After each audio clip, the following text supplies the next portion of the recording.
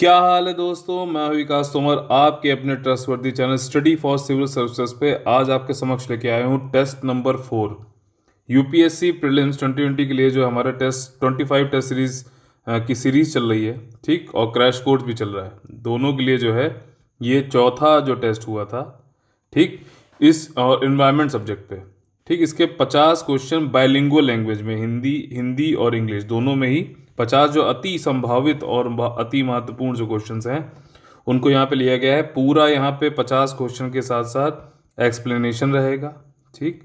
मतलब वाला कॉन्सेप्ट आपको यहीं से याद हो जाए, पूरा समझ में आ जाए, ताकि वहाँ पे क्वेश्चन, यूपीएससी की आदत है कि समझ पे पूछता है ज़्यादातर कॉन्सेप्ट पे, क्योंकि फैक्ट वाले क्वेश्चन तो सभी कर लेंगे मेरे भैया, लेकिन कट ऑफ को पार करना है तो कॉन्सेप्ट वाले क्वेश्चन जो करेगा उसी कट ऑफ पार होगी, ये बात सत्य है, ठीक है ना।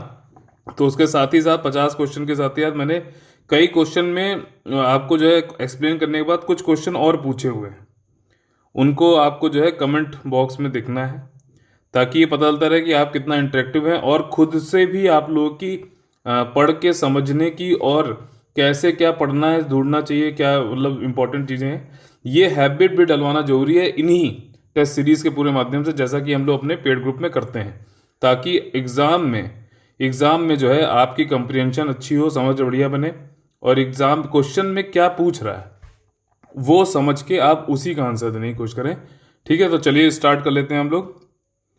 यहाँ पे पहला क्वेश्चन है। पहले क्वेश्चन में ये पूछा गया है कि in the context of an ecosystem, primary production का क्या क्या मतलब कैसे हम डिफाइन करते हैं, ठीक है। मतलब एक पारिस्थितिकी तंत्र के संदर्भ में प्राथमिक उत्पादन के रूप में परिभाषित किया गया है। इन 4 स्टेटमेंट में से आपको पढ़ के बताना है। अगर आपको लग रहा है कि जैसे मैं बता रहा हूँ तो आप लोग खुद भी आंसर बताने से पहले आप लोग खुद भी पॉज करके यहाँ पे आंसर को चूज कर सकते हैं। अब यहाँ पे देखिए, जिसका जो है इकोसिस्टम प्राइमरी प्रोडक्शन के बेसिक्स क्लियर होंगे उसी वही जो है यहाँ पे अच्छे से, क्योंकि ऑप्शन बहुत क्लोज क्लोज देगा यूपीएससी भी, तो लेकिन आपको जो है अगर बेसिक बिल्कुल क्लियर है तो उसमें से आप निकाल सकते हैं। अगर आप इंग्लिश मीडियम के भी हैं तब भी आप हिंदी में, अगर आपको नहीं समझ में आ रहा तो हिंदी में भी मदद ले सकते हैं। अगर आप हिंदी मीडियम में भी हैं तब भी आप इंग्लिश की मदद ले सकते हैं। इसमें कोई भी मतलब ये आपका डिस्क्रिप्शन है, ठीक। तो इसमें जो है बी ऑप्शन बिल्कुल सही है। The amount of oxygen produce per unit area, the amount of oxygen produce per unit area over A time. नहीं नहीं नहीं नहीं, बी क्वेश्चन बिल्कुल स्टेटमेंट सही नहीं है, ए स्टेटमेंट सही है, देखा। इसलिए मैं कह रहा हूं आपको कि आपको तो चारों ही पढ़ने हैं, लेकिन आपको जो है उसमें ढूंढना है कि कौन सा सही है। अब यहाँ पे ऑक्सीजन आया, अब आपने जैसे मैंने पढ़ रहा था, मैं इसीलिए आपको दिखाना चाह रहा था कि आप पढ़ते ही बिल्कुल उसको समझिए कि ऑक्सीजन ऑक्सीजन तो नहीं है, बात होगी यहाँ पे प्राइमरी प्रोडक्शन की बात हो रही है। तो यहाँ पे कह रहा है कि आपका द अमाउंट ऑफ बायोमास, ठीक है, प्रोड्यूस्ड पर एरिया, ठीक, ये एरिया है, इसमें बायोमास जो भी बन रहा है पर एरिया ओवर ए टाइम पीरियड, किसी एक टाइम पीरियड में, मतलब 1 साल या ऐसे कुछ भी आप मान लीजिए, बाई प्लांट्स ड्यूरिंग फोटोसिंथेसिस, इसको बोलते हैं प्राइमरी प्रोडक्शन। समझ में आया। प्रकाश संश्लेषण के दौरान पौधों द्वारा एक समय अवधि में प्रति यूनिट क्षेत्र में उत्पादित बायोमास या फिर जैव भार की मात्रा, उसको कहते हैं क्या, ये वो होता है प्राथमिक उत्पादन। अब यहाँ पे आपको एक शब्द जो आया, अब देखिए मैं ऐसे ही आपको बताता चलूंगा कि क्या चीज़ आपको देखनी भी चाहिए। अगर आप टेस्ट सीरीज भी कर रहे हैं या क्वेश्चन भी देख रहे हैं तो आपको क्या देखना चाहिए। आप लोग देखते हो सिर्फ स्कोर मेरा कितना आया, ये गलत अप्रोच है भाई। जब आप मॉक टेस्ट दे रहे हो, एमसीक्यू लगा, तो स्कोर नहीं देखना है, आपको देखना है कि आपको क्या पढ़ना चाहिए, फोकस आपका कहाँ होना चाहिए, क्या स्ट्रेंथ है, क्या वीकनेस है, क्या अपॉर्चुनिटी है, क्या थ्रेट है। अब इसमें आपको यहाँ पे हो सकता है वहां पे क्वेश्चन पूछ ले कि बायोमास क्या है, ठीक है ना, मतलब जैव भार क्या है, इसकी डेफिनेशन वहां पे पूछ सकता है, तो आपको इस तरह की प्रैक्टिस करनी चाहिए। तो बायोमास क्या होता है, बायोमास इज ऑर्गेनिक मैटर, ठीक, मतलब ऑर्गेनिक मैटर क्या होता है, जो लिविंग थिंग से बना हो, जो जीवित कोई चीज है उससे बना हो, मतलब या तो वो मर गया है, मर जाए मतलब या जीवित हो, दोनों ही केस में लिविंग मैटर से जो बना हुआ है वो बायोमास जो है उससे डिराइव करता है अपने अपना जो है रिसेंटली लिविंग ऑर्गेनिज्म। बायोमास कार्बनिक पदार्थ है जो जीवित या हाल ही में रहने वाले जीवों से लिया गया है। इसका उपयोग ऊर्जा के स्रोत के रूप में किया जा सकता है और अक्सर पौधों या पौधों पर आधारित सामग्रियों को संदर्भित करता है जो भोजन या फीड के लिए उपयोग नहीं किए जाते हैं, ठीक। तो इस तरीके से it can be used as a source of energy and it most often refers to plant and plant based material that are you not use for food and feed. इसका एग्जाम्पल आपको पता है, जट्रोफा एक है। अब jatropha या फिर जो है आपका भूसी, ये राइस की धान की जो भूसी बच जाती है, उससे क्या है कि हम उसको बायो मास की तरह यूज़ करते हैं और आगे इससे जो है अपना फूड मतलब जो है फ्यूल व्यूल बना सकते हैं, बायोफ्यूल बना सकते हैं। ठीक, तो इस तरीके से आपका पहला क्वेश्चन यहाँ पे हो जाता है, ऑप्शन हुआ ए। सेकंड क्वेश्चन जो है यहाँ पे ये कह रहा है कि आप कंसिडर करिए फॉलोइंग स्टेटमेंट। जब भी मैंने आपको पहले बताया स्टेटमेंट आया, फिर यहाँ देखिए करेक्ट पूछा है कि इनकरेक्ट पूछा है। ठीक, फिर स्टेटमेंट पे गया। इसमें कहा गया है कि जब से सिंस 20वीं सदी की शुरुआत से पृथ्वी की औसत सतह के तापमान में लगभग 0.8 डिग्री सेंटीग्रेड की वृद्धि हुई है। क्या ये स्टेटमेंट सही है? इसमें देखिए अगर यहाँ पे जो है अगर फैक्ट ना भी दिया हो तो आपको ये तो मालूम ही होना चाहिए कि हाँ वृद्धि हुई है। एवरेज टेम्परेचर पूरे वर्ल्ड का क्या है, करीबन 15 डिग्री सेंटीग्रेड के आसपास है। और इसमें जो है अर्ली तो 20वीं सेंचुरी कब से चालू होगी? 20वीं सेंचुरी चालू होगी 1901 से 1900 से 2000 तक। ठीक, 1900 से 1999 तक का जो है 20वीं सेंचुरी होगी। और 21st सेंचुरी कब से आई? 2000 से। ठीक, 21st सेंचुरी। तो इस तरीके से जो है मीन टेम्परेचर हाँ बिल्कुल बढ़ा है, तो पहला स्टेटमेंट सही हो गया। अब ये वाला ऑप्शन हो सकता है और या फिर सी हो सकता है, ए हो सकता है या फिर सी हो सकता है। अब दूसरा ऑप्शन ये कह रहा है according according to the target of the United Nations Framework Convention on Climate Change, the future global warming should be limited to below, इसके नीचे होना चाहिए 2.0 डिग्री सेंटीग्रेड के, related to the pre industrial level. अब pre industrial revolution वाली बात कर रहा है। प्री इंडस्ट्रियल रेवोल्यूशन कब से हुआ है ये बताइए? 1950 से हुआ है कि कब से हुआ है बताइए? ठीक, कमेंट में करके आप लोग बताइए इसको। ठीक, तो दूसरा स्टेटमेंट भी बिल्कुल सही है। इस तरीके से जो है ऑप्शन नंबर सी यहाँ पे आपको सही हो जाएगा।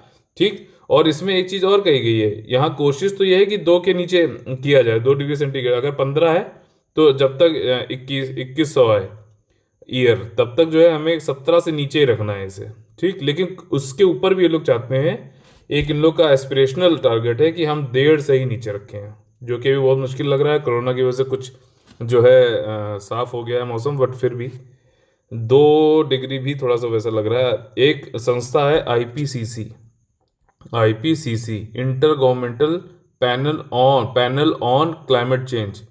आपको ये बताना है कि ये किसने बनाया है, कमेंट में लिखिए किसने बनाया है और इसका काम क्या है, और क्या ये अपनी खुद रिसर्च करता है क्लाइमेट चेंज पे। ये 3 क्वेश्चन है, किसने बनाया है, काम क्या है, रिसर्च क्या ये खुद करता है अपनी। तो सेकंड क्वेश्चन का ऑप्शन हो गया सी। थर्ड क्वेश्चन जो है बहुत ही इजी क्वेश्चन है, आप लोग ध्यान से सुनिएगा। निम्नलिखित में से कौन सा शब्द 2 निवासों के बीच एक संक्रमण कालीन क्षेत्र का वर्णन करता है जहां विभिन्न वनस्पति संघों को एकीकृत किया जाता है? ठीक, which of the following terms describes a transitional zone between 2 habitats. ठीक है, where different plant associations are integrated. अब जैसे मान लीजिए ये है आपका एक्वेटिक पानी वाला इकोसिस्टम, मतलब वो पारिस्थितिकी तंत्र, और ये है आपका लैंड वाला। अब इन दोनों के बीच में जो एरिया है इसको बोल रहा है कि ये ट्रांजिशनल एरिया जो है, और ये लैंड वाला टेरेस्ट्रियल वाला है, स्थलीय जिसे बोलते हैं। ठीक, टेरेस्ट्रियल है, तो इन दोनों में बताइए जो बीच का एरिया ये आ रहा है, ये इसको क्या कहते हैं? तो इसको कहते हैं इकोटोन। थर्ड का ऑप्शन कौन सा है? थर्ड का ऑप्शन है तीसरा। ठीक, इसके कुछ एग्जाम्पल्स आपके इकोटोन्स के दे सकता हूं, जैसे कि आपका मार्श लैंड होता है, दलदली भूमि। ठीक, ये ड्राई और वेट इकोसिस्टम के बीच में होता है। मैनग्रोव वन आपने सुने होंगे। मैनग्रोव जो है टेरेस्ट्रियल और मरीन, जैसे यहाँ पे मैंने आपको यूज करके बताया है। ग्रासलैंड्स होते हैं, ग्रासलैंड जो होते हैं आपके डेजर्ट, और जो आपका दूसरा फॉरेस्ट, इन दोनों के बीच का एक इकोटोन वाला एरिया ट्रांजिशनल एरिया है। फॉरेस्ट में बहुत सारे पेड़ हैं, धीरे धीरे कम होते गए यहाँ पे, और फिर जो ग्रासलैंड होते गए, और फिर उसके बाद डेजर्ट आ गया जहाँ वनस्पति बहुत ही ज़्यादा कम है। और चौथा एग्जाम्पल यहाँ पे दिया जाए तो एस्चुरीज, जो तटीय क्षेत्र में आपने सुने होंगे, सॉल्ट वाटर और फ्रेश वाटर के बीच में होता है। ठीक है, समझ में आ गया ना पूरा एक्सप्लेनेशन के साथ में। अब क्वेश्चन नंबर 4 पे चलते हैं। क्वेश्चन नंबर 4 में पूछ रहा है कि इसमें से कौन से जो है यहाँ पे नेचुरली फाउंड होते हैं इंडिया में। ये जो 4 जानवर दे रखे हैं, मैमल्स, फ्लोरा फौना दे रखे हैं यहाँ पे, फौना सॉरी, तो उनमें से कौन कौन से नेचुरली फाउंड होते हैं? नेचुरली फाउंड का मतलब है कि एंडेमिक है, एंडेमिक क्या होता है, इसकी डेफिनेशन आप लोग को कमेंट में बतानी है। चलिए अच्छा, मैं ही बता दूंगा, अभी आगे क्वेश्चन एक आएगा उसमें बता दूंगा। तो देखिए इसमें कोआला, देखिए रेड हेडेड वल्चर है, लाल सिर वाला गिद्ध, उड़ने वाली गिलहरी, कोआला और गोल्डन लंगूर। ठीक, गोल्डन लंगूर। तो इसमें देखिए कोआला को छोड़ के ये ऑस्ट्रेलिया में पाया जाता है। ये तो नहीं है पक्का, आपको पता याद आ गया। कोआला को मैंने इसलिए यहाँ पे लिया है ऑप्शन में क्योंकि अभी दवानल, मतलब ऑस्ट्रेलिया में दवानल आ गया था। दवानल पता है क्या है? फॉरेस्ट फायर को हिंदी में दवानल बोलता है।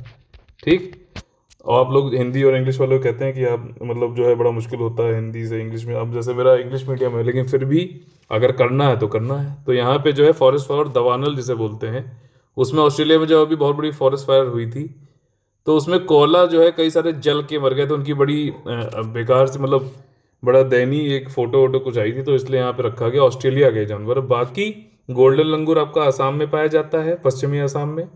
फ्लाइंग स्क्वायरल आपका नाम डाफा, अरुणाचल प्रदेश में नेशनल पार्क भी है नाम डाफा। नाम डाफा पिछली बार पूछा भी था यूपीएससी ने 2019 में कि नाम डाफा मतलब जो है ये कहाँ पे है, और ये इसमें अल्पाइन वेजिटेशन होता है कि नहीं होता है, मतलब इस तरीके से। तो इम्पोर्टेंट है।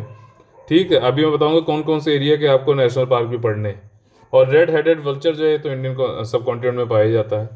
तो इसमें मतलब ये फर्स्ट, सेकंड और फोर्थ, तो सी ऑप्शन यहाँ पे आपका हो जाएगा। आप लोग से क्वेश्चन यहाँ पे ये है, आप ये सोच रहे हैं कि क्वेश्चन लो पूछता है। क्वेश्चन इसलिए पूछता है क्योंकि आपकी बढ़िया तैयारी करवानी है।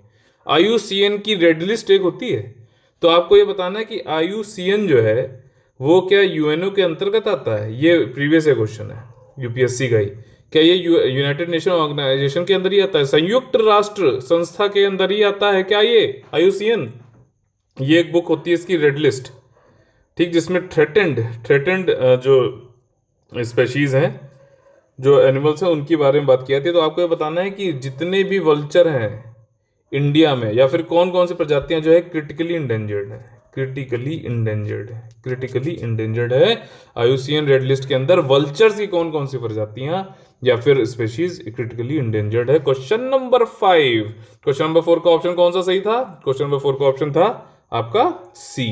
ठीक, अब यहाँ क्वेश्चन नंबर 5 में बोल रहा है कि ग्रीन हाउस गैसें निम्नलिखित कथनों का विचार करें। ये पढ़ा, फिर देखा कि सही पूछा है गलत पूछा है। सही पूछा है।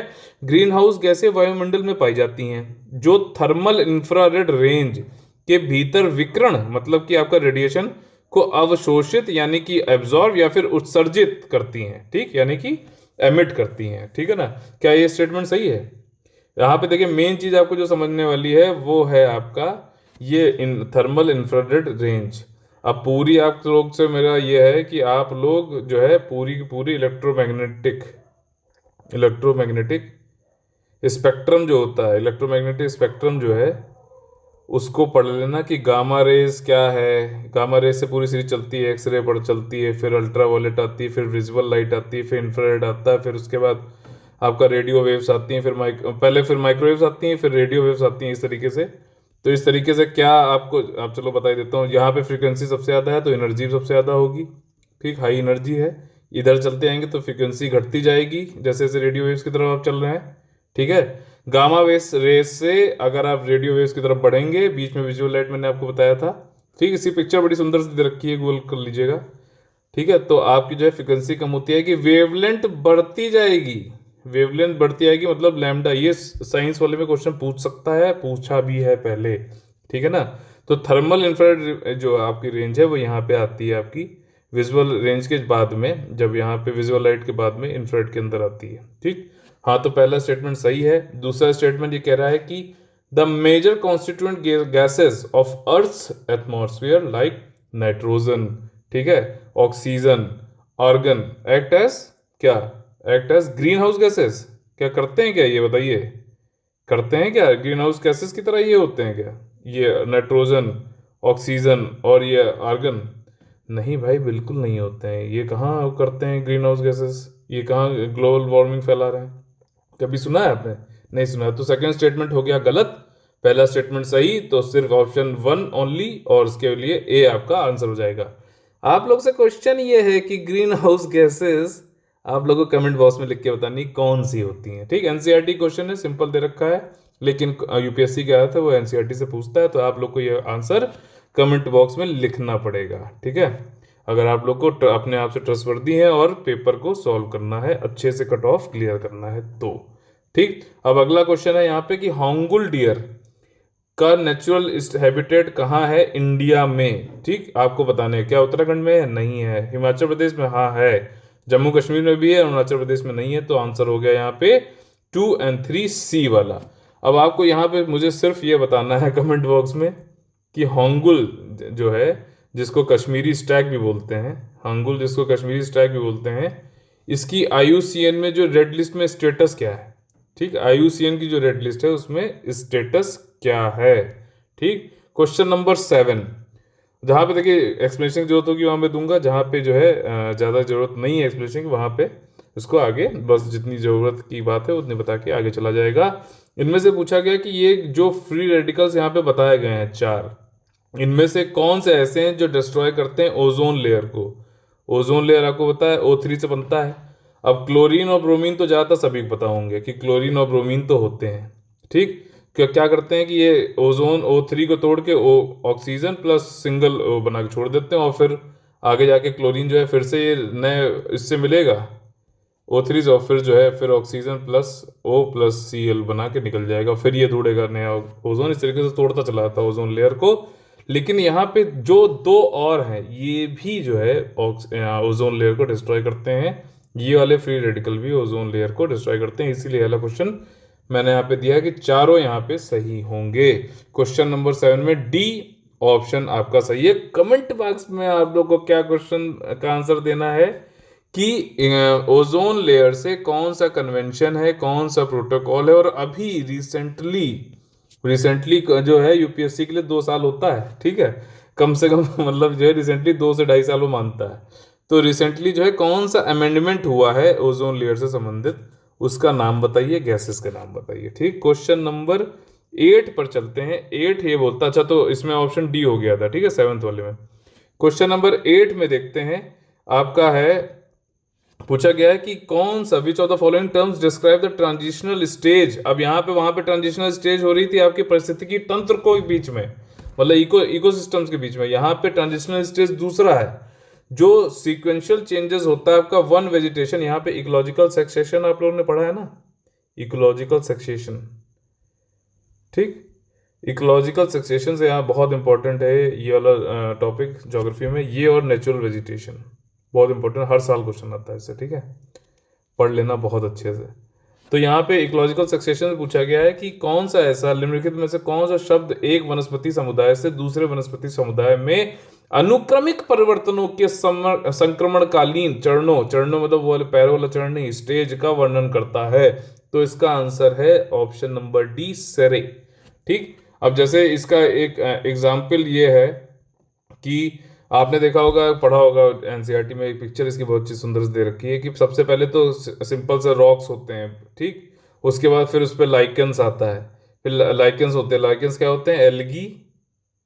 एल्गी और फंजाई का जो है, मतलब इसको क्या बोलते हैं, कवक, कवक बोलते हैं हिंदी में। एल्गी और फंजाई का जो है कॉम्बिनेशन होता है। ये यूपीएससी का क्वेश्चन है। ठीक है ना, किसी भी चीज को लाइटली मत लेना, मैं जो यहाँ पे बताता हूँ सब बहुत ज्यादा इंपॉर्टेंट है। यही पूछ लेते, बताइए लाइकेंस जो है सिम्बायोटिक रिलेशनशिप होता है, लेकिन ये किस किस के बीच के सिम्बायोटिक रिलेशनशिप होता है?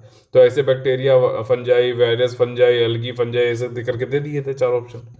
ठीक, उसके बाद लाइकेंस के बाद फिर इसमें छोटे छोटे प्लांट्स आते हैं, मॉसेज आ जाते हैं, काई वाई जमने लगती है, फिर थोड़े बहुत हर्ब्स ग्रासेस, फिर पेड़ आ जाते हैं कुछ टाइप के, और फिर खूब सारे पेड़ आ जाते हैं। ठीक है ना, ये मैच्योर कम्युनिटी हो जाती है, क्लाइमेक्स कम्युनिटी इसको बोलते हैं। बीच में इंटरमीडिएट स्टेज होते हैं। तो ये जितनी भी स्टेजेस आ रही हैं इन सबको सेरे बोलते हैं। ठीक है, सेरे, ये इकोलॉजी की उसमें जो है आपका परितंत्र में ये टर्मिनोलॉजी है।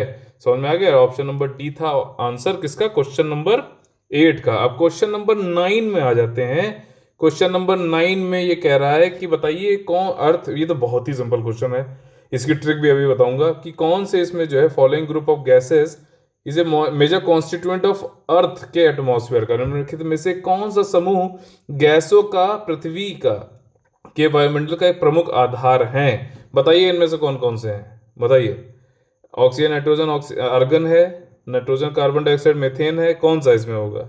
इसमें पहला वाला होगा। देखिए इस तरीके से होता है, सबसे पहले नाइट्रोजन है, करीबन कितना है ये 78% है। फिर ऑक्सीजन है, फिर आर्गन है, आर्गन एक इनर्ट गैस भी है, फिर CO2 मतलब कार्बन डाइऑक्साइड है, फिर नियॉन है, ठीक है, फिर हीलियम है, फिर आपका क्रिप्टॉन है, क्रिप्टॉन यहाँ पे जो है क्रिप्टॉन होगा। फिर उसके बाद आपका क्रिप्टॉन के बाद आता है हीलियम हो गया, क्रिप्टॉन हो गया, फिर हाइड्रोजन, नहीं पहले जो है हीलियम हो गया, हाँ ठीक है। तो यहाँ पे आपका जो है मेन जो है कौन कौन से तीन आ गए, नाइट्रोजन, ऑक्सीजन और आर्गन। तो आप ऐसे एक ट्रिक बना सकते हो कि नोआक में मतलब आपका nitrogen, oxygen, argon, carbon dioxide, ये आपका ने था ना, नियॉन था ना, नोआन नोआक ने नियॉन और हाइड्रोजन के बीच में, नोआक ने नियॉन हीलियम और हाइड्रोजन के बीच में क्रिप्टॉन को रखा। एक और है इसमें, वो वाला आप बताइएगा कौन सा है इसमें, ठीक, एक और होता है। तो यानी गैसेज आपको इस ट्रिक से छोटी सी, अगर कंफ्यूजन नहीं तो अपनी एक बना लीजिएगा। नोआक अगर याद हो गया तो है, नोआक ने से नियॉन हो गया, हीलियम ने हीलियम और हाइड्रोजन के बीच में क्रिप्टॉन और एक और है जेनॉन को रखा, ठीक, जेनॉन और क्रिप्टॉन को रखा। तो इस तरीके से पूरी ट्रिक क्या है, नोआक ने नाइट्रोजन, ऑक्सीजन, आर्गन, CO2 ने से नियॉन हो गया, हीलियम और हाइड्रोजन, हाइड्रोजन सबसे नीचे, इन दोनों के बीच में आपका क्रिप्टॉन और जेनॉन को रखा, ठीक है। इस तरीके से एक छोटी सी ट्रिक है। क्वेश्चन नंबर 10 में आ जाते हैं। 10 में ये बोल रहा है कि आपने सुना होगा, ये जो है मेंस के कोर्स में है, इन्वायरमेंटल इम्पैक्ट असेसमेंट डायरेक्टली दे रखा है GS पेपर 3 में। और आप लोग ने अगर मेरे वीडियोस पुराने देखे हैं तो मैंने आपको बताया है, प्रीलिम्स से बढ़िया है कि आप मेंस के सिलेबस को पूरा पढ़िए, प्रीलिम्स की तैयारी के लिए भी, ठीक है, प्रीलिम्स की तैयारी के लिए भी मेंस को पढ़िए, सिर्फ एथिक्स का और वर्ल्ड हिस्ट्री को छोड़ के, ठीक, पूरा सेम है, पूरा सेम है। और इधर पीछे देखा गया है कि लैंड रिफॉर्म, ठीक, GS पेपर 3 में दे रखा है, सीधे पूछा इसने, या प्रीलिम्स में आपका जो है पोस्ट इंडिपेंडेंस वाले क्वेश्चन पूछे प्रीलिम्स में, जो कि GS फर्स्ट पेपर में दे रखा है। तो इसलिए आप लोग को जो है जो मेंस का सिलेबस है उसको अपना एक आधार बना के आप तैयारी कर सकते हैं यहाँ पर, ठीक है। तो अब यहाँ पे क्वेश्चन है आपका कि जो इन्वायरमेंटल इम्पैक्ट असेसमेंट है, इन चारों में से कौन सा कथन सही नहीं है। तो देखिए जो इसमें थर्ड वाला है बहुत ही हास्यास्पद, अगर आपने थोड़ा भी पढ़ा होगा तो आप इसको कर लोगे कि environment impact assessment is done after the completion of any project. ऐसा थोड़ी ना है, तब तो वही बात हो जाएगी, आप पछताए होत क्या जब चिड़िया चुग गई खेत, मतलब अभी आप लोग नहीं पढ़ रहे हो, अभी आप लोग सोच रहे हो कि 31 मई को पेपर नहीं होगा, बहुत टाइम है। और मैं आपको बता दूं आप सभी को कि अगर ये पेपर 6 महीने 5 महीने बाद भी हो जाए तब भी आप लोग कहेंगे कि सिलेबस पूरा नहीं हो पाया, क्योंकि ये प्रवृत्ति बन जाती है आप लोगों की। ये होता है ना, इसको बोलते हैं प्रोक्रेस्टिनेशन, कि हाँ का वही, तभी तो कबीर ने कहा है कि काल करे सो आज करे, आज करे सो अब, अभी करना चाहिए आप लोगों को, ठीक है ना। तो ये बाद में नहीं होगा, ये पहले होता है, ये पहले होता है। बाकी स्टेटमेंट आप लोग पढ़ लीजिएगा, बिल्कुल सही है, ठीक, देर इज नो, हाँ देखिए यहाँ पे एक ये इंपॉर्टेंट लाइन थी, और इन्वायरमेंट इम्पैक्ट पढ़ना, ये दो के मतलब पर्पज से मैंने क्वेश्चन बनाया है कि इंडिया में अभी बायोडाइवर्सिटी के क्लियरेंस के लिए कोई भी प्रोविजन नहीं है इंडिया में, ठीक है ना, there is no biodiversity clearance till now in India, ठीक है। तो सी ऑप्शन इसका क्वेश्चन नंबर 10 का सही था, ठीक है। अब आ गया है क्वेश्चन नंबर 11। क्वेश्चन नंबर 11 में एक सफर एयर नाम से आपने सुना होगा, सफर एयर नाम से एक नया एक चीज़ आई है, उससे रिलेटेड जो है चार और यहाँ पे ऑप्शन दे रखे हैं, आपको बताना है कि ट्रू कौन सा है। इसका मतलब 3 इसमें गलत है और एक कोई सही है, ठीक है। तो सफर जो है आपका ये एयर वाला, ये इससे संबंधित 4 ऑप्शन दे रखे हैं, एक गलत है, 3 सही है। तो इसमें देखिए जो ऑप्शन नंबर बी है, ठीक, it is an app to check air quality, ठीक, इसमें 3 गलत है, एक सही है, 3 गलत है, एक सही है।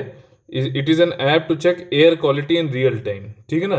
जैसे ये सब है कि एयर का फेयर हो जाएगा, टाटा और एयर एशिया के बीच जॉइंट वेंचर है, ये सब मतलब भ्रमित करने के लिए है आप लोगों को। यहाँ पे बी ऑप्शन जो है कि it is an app to check air quality in real time, ठीक है, या वास्तविक समय में वायु की गुणवत्ता की जांच करने के लिए एक ऐप है, मोबाइल ऐप है, ठीक है ना। इससे रिलेटेड कुछ चीज़ें बता देते हैं आप लोग को यहाँ पर, कि यहाँ इसको जो लॉन्च किया है वो किया है आपका IITM, Indian institute of tropical metrology in Pune, IITM ने किया है, पुणे ने। और ये सफ़र जो है ये किस, अच्छा आप लोग को एक क्वेश्चन बताना, कमेंट बॉक्स में बताना है कि किस मिनिस्ट्री ने लॉन्च किया है इसको। थोड़ा सा ट्विस्ट है इसमें, इसलिए मैंने अगला क्वेश्चन पूछा है आप लोगों से, किस मिनिस्ट्री ने इसको लॉन्च किया है। और दूसरी चीज़ है ये कौन से पॉल्यूटेंट्स को मॉनिटर करता है, ठीक। और इसी पॉल्यूटेंट्स, अच्छा 10 हैं ये, चलिए बता देता हूँ। और इन 10 पॉल्यूटेंट्स में कौन कौन से जो है कॉमन है एयर क्वालिटी इंडेक्स से। एयर क्वालिटी इंडेक्स क्वेश्चन इसलिए पूछ रहा हूँ, पहले पूछ भी चुका यूपीएससी, ठीक है ना। तो ये यूपीएससी ने क्या किया था कि इसके जो है 6 पॉल्यूटेंट्स जो थे, 8 पॉल्यूटेंट्स जो हैं उसमें से एक बदल दिया और बता दिया इनमें से कौन कौन से जो है क्वालिटी इंडेक्स के अंदर हैं और कौन से नहीं है। मतलब तो आपको ऐसे सर्च करने के लिए पूछ देता है। आप लोग कहते हो कि फैक्चुअल नहीं पूछता, फैक्चुअल भी पूछता है, ऐसा नहीं है, ठीक है ना। तो पॉल्यूटेंट कौन कौन से करता है, कौन सी मिनिस्ट्री से है, ठीक। और कौन कौन से पॉल्यूटेंट्स को ये मॉनिटर करता है, सफर ऐप, ठीक है ना। इसके बाद आपका क्वेश्चन नंबर 12 जो है, क्वेश्चन नंबर 12 पूछा गया है कि खड़ी फसल पारिस्थितिकी ये इकोलॉजिकल टर्म जो है, शब्द जो है का अर्थ क्या है, ठीक है। तो इसमें आपको जो है फिर से पूछा बताया गया है कि इनमें चारों ऑप्शन में से 3 गलत है, एक सही है। तो जो दूसरा ऑप्शन है, total biomass of an ecosystem और any of its component at a given time, मैंने आपसे बताया है क्वेश्चन जैसे है, आप लोग पॉज कर लीजिए, ठीक। मैं सारे ऑप्शन पढ़ने की जगह जो ऑप्शन सही है उसको पढ़ के उसको एक्सप्लेन करने में थोड़ा टाइम देना चाहता हूँ, जो ज़्यादा जरूरी है। आप लोग पॉज करके आंसर करिए, फिर मैं आपको, जब तक आप ऑन करेंगे फिर मैं आपको आंसर बता दूंगा। तो इसमें जो है किसी समय में एक पारिस्थितिकी तंत्र यानी इकोसिस्टम या इसके किसी भी घटक का कुल बायोमास, बायोमास की डेफिनेशन मैं आप लोग को बता चुका हूं। आप लोग को कमेंट बॉक्स में अब बिना देखे ऊपर जाए बिना सुने फिर से बताना है कि बायोमास यानी कि जैव भार क्या चीज है। क्वेश्चन नंबर 12 का आंसर हो गया बी, ठीक। क्वेश्चन नंबर 13 में चलते हैं। क्वेश्चन नंबर 13 में पूछा गया है कि क्वेश्चन नंबर 13 में पूछा गया है कि which of has been provided for in the wildlife protection act. Wildlife protection act के अंतर्गत कौन कौन से जो है आते हैं। नेशनल पार्क आता है क्या, आता है, ठीक। वाइल्ड लाइफ सेंचुरी आती है, आती है। अब पहला और दूसरा हो गया, ठीक। और 1 2 3 किसी ने दे नहीं रखा, तो आंसर कौन सा हो जाएगा, आपका आंसर हो जाएगा बी, बायोस्फीयर रिजर्व नहीं आता है वाइल्ड लाइफ प्रोटेक्शन के अंतर्गत। कौन कौन से वाइल्ड लाइफ प्रोटेक्शन के अंतर्गत आते हैं, एक तो हो गया नेशनल पार्क, दूसरा हो गया वाइल्ड लाइफ सेंचुरी, एक होता है आपका कंजर्वेशन रिजर्व, कंजर्वेशन रिजर्व, ठीक। इसी में एक क्वेश्चन अभी मैं आपसे पूछूंगा। दूसरा आता है कम्युनिटी रिजर्व, ये चौथा है, सॉरी, ठीक। Community reserve, national park, wild life sanctuary, conservation reserve, community reserve, और पांचवा होता है आपका कौन सा, टाइगर रिजर्व। तो ऐसे याद कर सकते हो कि 3 तो रिजर्व हैं, ठीक है, 3 तो रिजर्व हैं आपके। ये आपके जो है 5 तरीके के जो है प्रोटेक्टेड एरियाज जो है वाइल्ड लाइफ प्रोटेक्शन एक्ट के अंतर्गत आते हैं। आपको ये बताना है कि सैक्रेड ग्रुप्स जो हैं वो इन पांचों में से किसके अंदर आते हैं, ये आपको बताना है, ठीक। इन पांचों में से किसके अंदर आते हैं सैक्रेड ग्रुप्स, ठीक है। और एक चीज और बताना है, क्वेश्चन कमेंट में बहुत सारे पूछ रहे हो ताकि आप, अब क्योंकि अब तो पढ़ना ही है, लॉकडाउन हो रखा है, वैसे भी पढ़ाई में लगे रहेंगे तो प्रोडक्टिव काम होगा, दिमाग इधर नहीं जाएगा। बायोस्फीयर रिजर्व किस लॉ के अंतर्गत आता है या नहीं आता है, तो क्या है, मतलब इस तरीके से आपको आंसर देना है क्वेश्चन नंबर 13 के अंदर। जो क्वेश्चन मैंने बताया और फिर जो क्वेश्चन पूछे वो आपको कमेंट बॉक्स में लिखने हैं। और आप लोग को अगर ये वीडियो सीरीज पसंद आ रही है, जो 25 टेस्ट की पूरी यहाँ मिलेगी आपको स्टडी फॉर सिविल सर्विसेज के प्लेटफॉर्म पे, तो आप लोग लाइक शेयर और कमेंट प्लीज़ करिए अपने जो है, जिनको भी, जो लोग भी जो है पढ़ना चाहते हैं, ठीक। तो 14वें क्वेश्चन में ये पूछा गया है कि आपका जो है इनमें से कौन कौन से मेथड जो है कंजर्वेशन के, संरक्षण के निम्नलिखित में से कौन कौन से जो है सब स्थानीय तरीके हैं, इन सितु मेथड कौन कौन से हैं। इन सितु का मतलब होता है ऑन दैट पर्टिकुलर साइट, मतलब जहां है वहीं पे ही, ठीक है ना। इन सितु वहीं पे ही जो है उसका कंजर्वेशन कर रहे हैं। तो बायोस्फीयर में क्या ऐसा हो रहा है क्या, बताइए। बिल्कुल हो रहा है। बोटानिकल गार्डन में ऐसा हो रहा है क्या, जैसे कोई नोएडा रहता होगा उसने देखा है कि आपका सेक्टर नंबर 37 के पास में बोटानिकल गार्डन है, ठीक है ना, जहाँ पे पेड़ पौधे उनकी स्पेशीज को संरक्षित किया जाता है। तो क्या ये इन सितु कंजर्वेशन है, जूलॉजिकल पार्क जैसे जू, जिसको शॉर्ट फॉर्म में बोलते हैं जू, ठीक है ना। तो क्या ये है क्या इन सितु मेथड ऑफ कंजर्वेशन, तो ये दोनों ही नहीं है। इन सितु का ये एक्स सितु है, ठीक। एक्स सितु के टाइप हैं कंजर्वेशन के, ठीक। इसमें क्या होता है कि जहाँ पे मान लीजिए यहाँ ये लोग रहते थे, लेकिन यहाँ पे इनकी जो है अच्छे से हैबिटेट बिगड़ गया, जहाँ पे वो लोग रहते हैं कुछ किसी भी कारणवश यहाँ पे सरवाइव नहीं कर पाएंगे, तो उनको उठा के यहाँ पे जो है अलग लाते हैं। तो उनकी ये अगर यहीं पे इनको प्रोटेक्ट करते तो ये कहलाता है इन सितु। जैसे कि बायोस्फीयर रिजर्व है, नेशनल पार्क है, वाइल्ड लाइफ सेंचुरी है, कम्युनिटी रिजर्व है, कंजर्वेशन रिजर्व है, टाइगर रिजर्व है। लेकिन यहाँ पे अगर इसको उठा के स्पेशीज को, चाहे वो पेड़ पौधों की और जीव जंतु की है, दूसरी के लाके अगर उनको कंजर्व कर रहे हैं तो वो कहलाएगा एक्सीतु, ठीक है। तो यहाँ पे ऑप्शन नंबर ए इसका सही हो जाएगा। क्वेश्चन नंबर 15, 15 क्वेश्चन में ये पूछा गया है कि ये देखिए दो चीजों को मिला के पूछा गया है यहाँ पे क्वेश्चन में ये पूछा कि ऐसे कौन से वर्ल्ड हेरिटेज साइट्स हैं, विश्व धरोहर स्थल कौन से हैं जो कि टाइगर रिजर्व भी हैं, ठीक। तो वो दोनों होने चाहिए, वर्ल्ड हेरिटेज साइट भी हो, टाइगर रिजर्व भी हो। ऐसे कौन से जो दे रखे हैं आपको ऑप्शंस, उनमें से कौन से हैं, ठीक है ना। तो इसमें जो है आपका दूसरा छोड़ के, नंदा देवी को छोड़कर तीनों बाकी जो बचे हैं, सुंदरबन भी जो है वर्ल्ड हेरिटेज साइट भी है, टाइगर रिजर्व भी है, मानस भी आपका वर्ल्ड हेरिटेज साइट भी है, टाइगर रिजर्व भी है, काजीरंगा भी है, ठीक है ना। इनको अच्छे से पढ़ लेना। काजीरंगा किसके लिए मशहूर है? वन हॉर्न राइनो के लिए, ठीक है।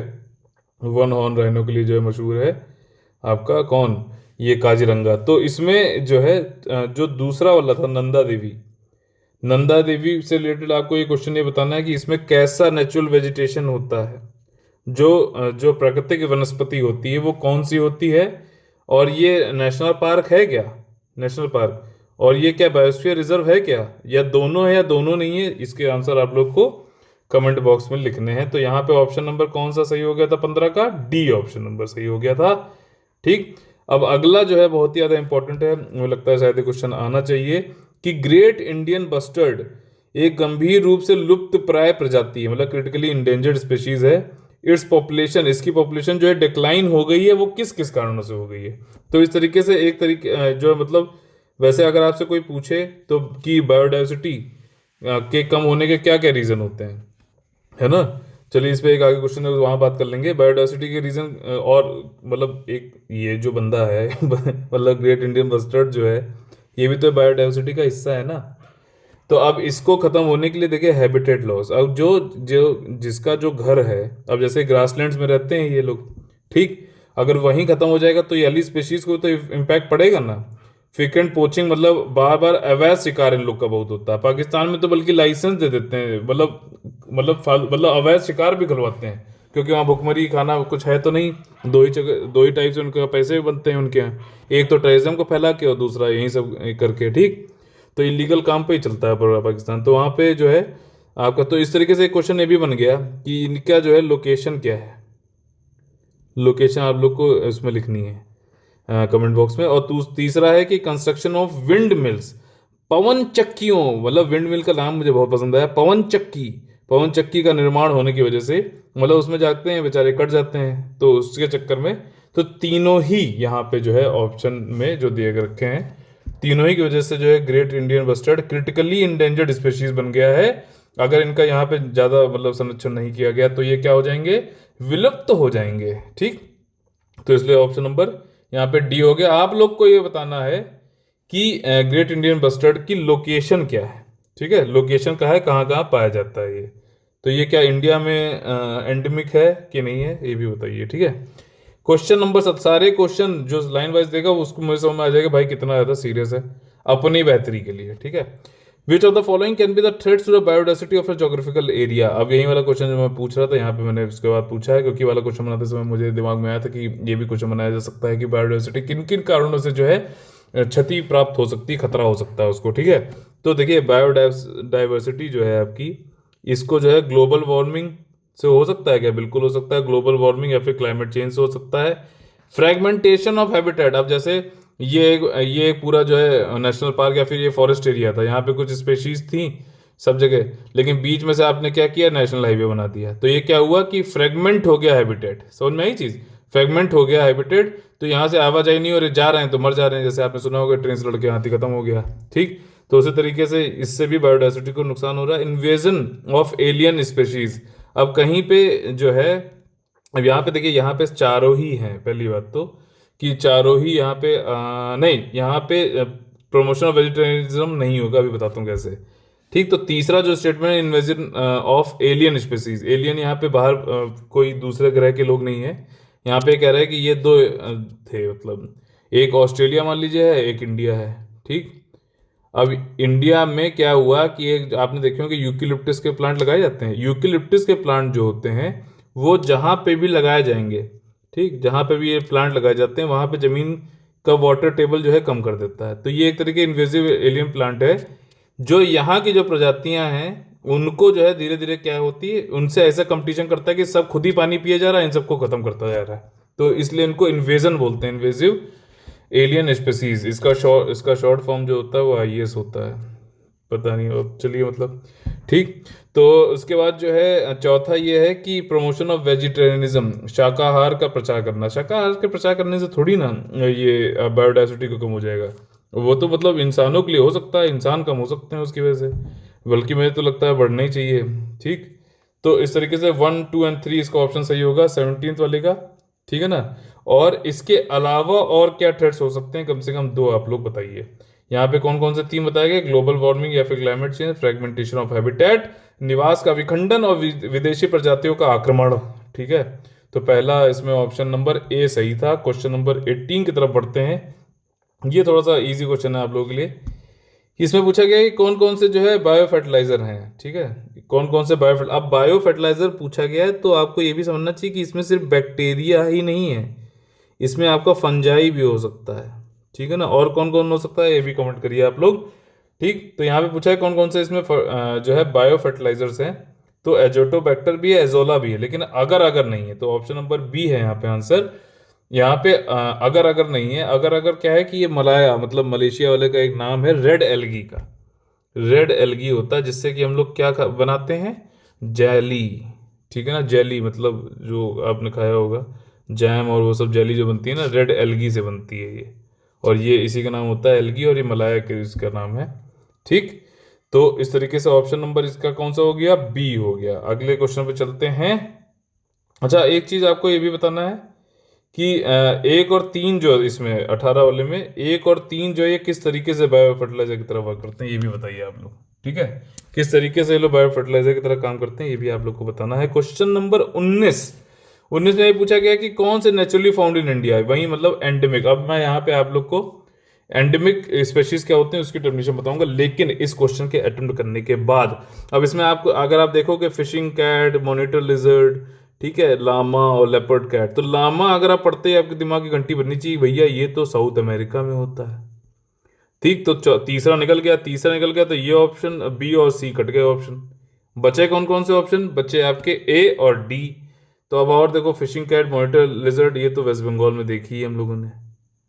ठीक, मॉनिटर लिजर्ड जो है ये छिपकली, मॉनिटर छिपकली जो है आपने वेस्ट बंगाल में देखी हुई है। ठीक है, वाइल्ड एनिमल्स की बात हो रही है यहाँ पे और किसी की नहीं। तो उसके बाद जो है, तो ये सेकंड भी हो गया, और सेकंड वाला जो है डी ऑप्शन में ही है, तो इसलिए जो है आपका ऑप्शन नंबर डी हो जाएगा। तो आप देखिए लामा तो हो गया नेटिव, मतलब नेचुरली जो है। अब देखो ये हो सकता है कि लामा कोई पाल ले इंडिया में आके, तो वो नेचुरली फाउंड नहीं हुआ ना, एंडेमिक स्पेशीज थोड़ी ना हुई। तो ठीक, यहाँ पे इंडिया में कोई उठा के ले आया तब थोड़ी ना एंडेमिक स्पेशीज होगी। मतलब एंडेमिक स्पेशीज का मतलब ये होता है कि are those that are found in just one region, ये उसी इस एरिया में है तो इसी रीजन में पाए जाते हैं, और यहीं पे इनका ओरिजिन टाइप से भी हुआ है, अभी भी यहीं पे, और कहीं दुनिया में कहीं भी चले और नहीं मिलेंगे, नेचुरली नहीं मिलेंगे। कोई जाके जू में अलग डाल दे बात अलग है। ठीक है ना, तो जैसे कि इसका एग्जाम्पल है kangaroo are endemic to Australia, kangaroo are endemic to Australia. ठीक, तो इसमें जो है फिशिंग कैट भी आपकी जो होती है वो भी इंडिया में पाई जाती है। बंगाल मॉनिटर आपको पहले ही मैंने बता दिया। लेपर्ड कैट और फिशिंग कैट आपके दोनों ही जो है साउथ और साउथ ईस्ट एशिया में, इंडिया में भी पाई जाती हैं। अच्छा, ये वाला जो एंडेमिक स्पेशीज वाला एक वो है, इसको लिंक करके देखिए आप लोग, पढ़ने वाली जो तरीका मैं आपको बताता हूँ। अब आपको ये पढ़ के ऐसे नहीं लग रहा है एंडेमिक स्पेशीज की कहीं और नहीं मिलती, मिल भी सकती, मतलब वहां जा अगर उसको कोई ले जाए तो बात अलग है। तो उस केस में क्या हो रहा है कि जीआई टैग, जो आपने नाम सुना होगा जीआई टैग, जैसे मेरिट की कुछ कैंची बनती है, लखनऊ की कुछ जो है वो चिकन वाले कपड़े बनते हैं, तो वो वहाँ की जो बनते हैं वहीं ओरिजिनल बताए जाते हैं। ठीक, बाहर और भी जगह जाके उसकी डुप्लीकेट बना सकते हैं, बट जो इन जगह की है, जो ओरिजिनली जहाँ के हैं, उसको जो है जीआई टैग बोला जाता है। तो एंडेमिक स्पेशीज में क्या है कि वो भी वहीं पे ओरिजिन में वहीं पे पाए जाते हैं, ओरिजिनलिटी उनकी वहीं पे ही है। बाकी जगह जो है उसकी डुप्लीकेसी वहाँ पे उठा के ले जाएं नेचुरली, लेकिन वो लोग जीआई टैग की तरह ही एंडेमिक स्पेशीज भी होती हैं। ये मतलब लिंक करने का तरीका, इससे आपको दोनों चीज़ें याद हो जाती हैं। यूपीएससी प्रीलिम्स की या पूरी सिविल सर्विसेज की तैयारी करने के लिए ये लिंकिंग वाली टेक्निक बहुत ज़्यादा इंपॉर्टेंट है। ठीक है, और अब क्वेश्चन नंबर आ गया है आपका 20। देखिए 20 में क्या होता है कि ओजोन जो है, अब यहाँ पे करंट पूछा ना, करेक्ट पूछा है, बिल्कुल ठीक है। Ozone molecule in the stratosphere absorb ultraviolet rays. Ozone layer से यहाँ पे एक क्वेश्चन है, ये वाला स्टेटमेंट कि ओजोन अणु समताप मंडल में पराबैंगनी किरणों को अवशोषित करता है, मतलब एब्जॉर्ब करता है। सही है क्या ये स्टेटमेंट, बताइए। और जो दूसरा स्टेटमेंट है यहाँ पे कि फोटो डिसोसिएशन होता है is not limited to visible light only. ठीक है, ये विजिबल लाइट से ही पे ही निर्भर नहीं है फोटो डिसोसिएशन। क्या ये स्टेटमेंट भी सही है? दोनों ही स्टेटमेंट सही है। ओजोन वाला आपको मालूम ही है कि स्ट्रेटोस्फेयर में जो है एब्जॉर्ब करता है आपका अल्ट्रावायलेट किरणों को। और जो दूसरा स्टेटमेंट है कि फोटो डिसोसिएशन ये होता है कि फोटोन होना चाहिए। अब वो फोटोन विजुअल लाइट के अलावा भी अगर आ जाएगा तब भी फोटो डिसोसिएशन हो जाएगा ओजोन का। ठीक है ना। तो अब यहाँ से मैंने जो इलेक्ट्रोमैग्नेटिक स्पेक्ट्रम आपको बताई थी, वो मैंने यहाँ सोचा था आप लोग से क्वेश्चन पूछूंगा, लेकिन ये वाला आप लोग जो है फिर से रिकॉल करके बताइए कि इलेक्ट्रोमैग्नेटिक स्पेक्ट्रम पूरा क्या होता है। और दूसरी चीज़ है फोटो डिसोसिएशन जो होता है, वो ये एक तरीके का जो है फोटो डिकम्पोजिशन है, केमिकल रिएक्शन है, जिसमें कि केमिकल कंपाउंड जो है वो ब्रोक डाउन हो जाते हैं बाई फोटॉन्स। केमिकल कंपाउंड को एक था, उसको दो में तोड़ दिया जब इस पर फोटोन टकराया तो। ठीक है, और ये सिर्फ विजुअल लाइट से हो ऐसा कोई जरूरी नहीं है। ये वाले स्टेटमेंट को ऐसे आप ध्यान रखिएगा। तो ऑप्शन नंबर सी जो है 20 वाले का आंसर हो जाएगा। क्वेश्चन नंबर 21 में ये पूछा गया है आप लोगों से कि which statements are correct about the peninsular India. जो इंडिया का पेनिनसुलर इंडिया है ना, ये मतलब पेनिनसुलर का मतलब होता है तीन तरफ से पानी से घिरा हुआ जो एरिया लैंड होती है, उसको पेनिनसुला बोलते हैं। जो इंडिया का पेनिनसुलर इंडिया है उसके फ्लोरा एंड फौना के हिसाब से तीन स्टेटमेंट दे रखे हैं, आपको बताना है कि सही स्टेटमेंट कौन से हैं, ऑप्शन नंबर कौन सा इसमें सही है। ठीक है, तो पहला स्टेटमेंट जो है इसमें ये देखिए तीनों ही स्टेटमेंट सही है। पहले बता देता हूँ, इसमें कहा गया कि from tropical wet deciduous to tropical dry deciduous and scrub vegetation are found. इस तरीके के ये नेचुरल वेजिटेशन से है क्वेश्चन ये वाला। ठीक, तो ये जो है ट्रॉपिकल वेट डेसिडुअस भी पाया जाता है यहाँ पे, ट्रॉपिकल ड्राई डेसिडुअस भी पाया जाता है और स्क्रब वेजिटेशन भी पाया जाता है, तीनों पाए जाते हैं। और इसमें कहा गया वेस्टर्न घाट्स के पास जो है एवरग्रीन वेजिटेशन होता है। ठीक, आपने शोलास पढ़े होंगे, शोलास। ठीक, ये क्या होते हैं चलिए बताइए करंट कमेंट बॉक्स में कि वेस्टर्न घाट्स में एवरग्रीन वेजिटेशन होता है, जैसा कि नॉर्थ ईस्ट रेन फॉरेस्ट में होता है। पश्चिमी घाटों में उत्तर पूर्वी वर्षावनों के समान सदाबहार वनस्पति पाई जाती है। सदाबहार क्या होता है ये भी आप लोग कमेंट बॉक्स में बताइए। ठीक है, स्ट्रिप्ड हाइना और एंटीलोप भी पाए जाते हैं आपके कहाँ पे, पेनिनसुलर इंडिया में, इन सब जगह पे। ठीक, इन सब जगह पे देखिए यहाँ पे मैं जो क्वेश्चन बताया जाए, और ना आपके 50 क्वेश्चन तो होंगे ही होंगे, एक्सप्लेनेशन भी होगा, उसके साथ ही साथ जितने भी क्वेश्चन आपको पूछते हैं कम से कम 150 पूरा इन्वायरमेंट तैयार हो सकता है सिर्फ ये वाली टेस्ट सीरीज करके ही, और ये वाले टेस्ट सीरीज की पूरी जो है पूरी सीरीज देखकर भी। ठीक है ना। तो अगर आप लोग को जो है पर्सनली गाइडेंस चाहिए तो आप लोग हमारा पेड ग्रुप टेस्ट सीरीज का चल रहा है वो कर सकते हैं, या फिर क्रैश कोर्स कर सकते हैं। अभी भी 40 दिन बचे हुए, 31 मई को पेपर हो सकता है, पूरी संभावना है, लेकिन जो हो सकता है कि थोड़ा बढ़ भी जाए तो अच्छा है। ठीक है, तो अगला क्वेश्चन है क्वेश्चन नंबर 22। इसमें पूछा है कि which of the following pollutants can be found in motor vehicle emission में कौन कौन से पोल्यूटेंट पाए जाते हैं, ये पूछा गया। सिंपल सा, मोटर व्हीकल अभी एक्ट में थोड़े से संशोधन किए गए थे, जैसे कि बहुत ज़्यादा उसकी वजह से फाइन वाइन हो गया था, लोग जो है काफ़ी मीम वीम बना रहे थे कि भाई वो हेलमेट नहीं पहन के गए तो 10,000 का जुर्माना, मतलब कई बहुत ज़्यादा बढ़ा दिया था। 10,000 तो नहीं, पता नहीं कितना है, लेकिन बहुत ज़्यादा बढ़ा दिए गए थे फाइन्स। तो उसकी वजह से मुझे लगा शायद क्वेश्चन इन्वायरमेंट में पूछ ले, यूपीएससी से बड़ा नोटी कोई है नहीं। ठीक है, तो क्वेश्चन नंबर 22 में सही ऑप्शन जो है वो आपका होगा सी, क्योंकि जो फॉर्मेलिन है इसको छोड़ के ये सारे होते हैं वेहिकुलर एमिशन। अब देखिए इस तरह के क्वेश्चन वो पूछ लेता है, वो इसलिए पूछ लेता है क्योंकि आप लोग जो है, और आप लोग शॉक्ड हो जाते हैं कि यार ये कहाँ से पूछ लिया इसने क्वेश्चन, ये कैसा क्वेश्चन बना दिया। आप लोग जो है योजना नहीं पढ़ते हो, कुरुक्षेत्र नहीं पढ़ते हो ना। जब ये पढ़ोगे तो उसमें इस तरीके के आर्टिकल आते हैं और बिल्कुल डायरेक्टली इस तरीके की जो है 5-6 दिए होते हैं, वहीं से क्वेश्चन बना उठा के बना देता है।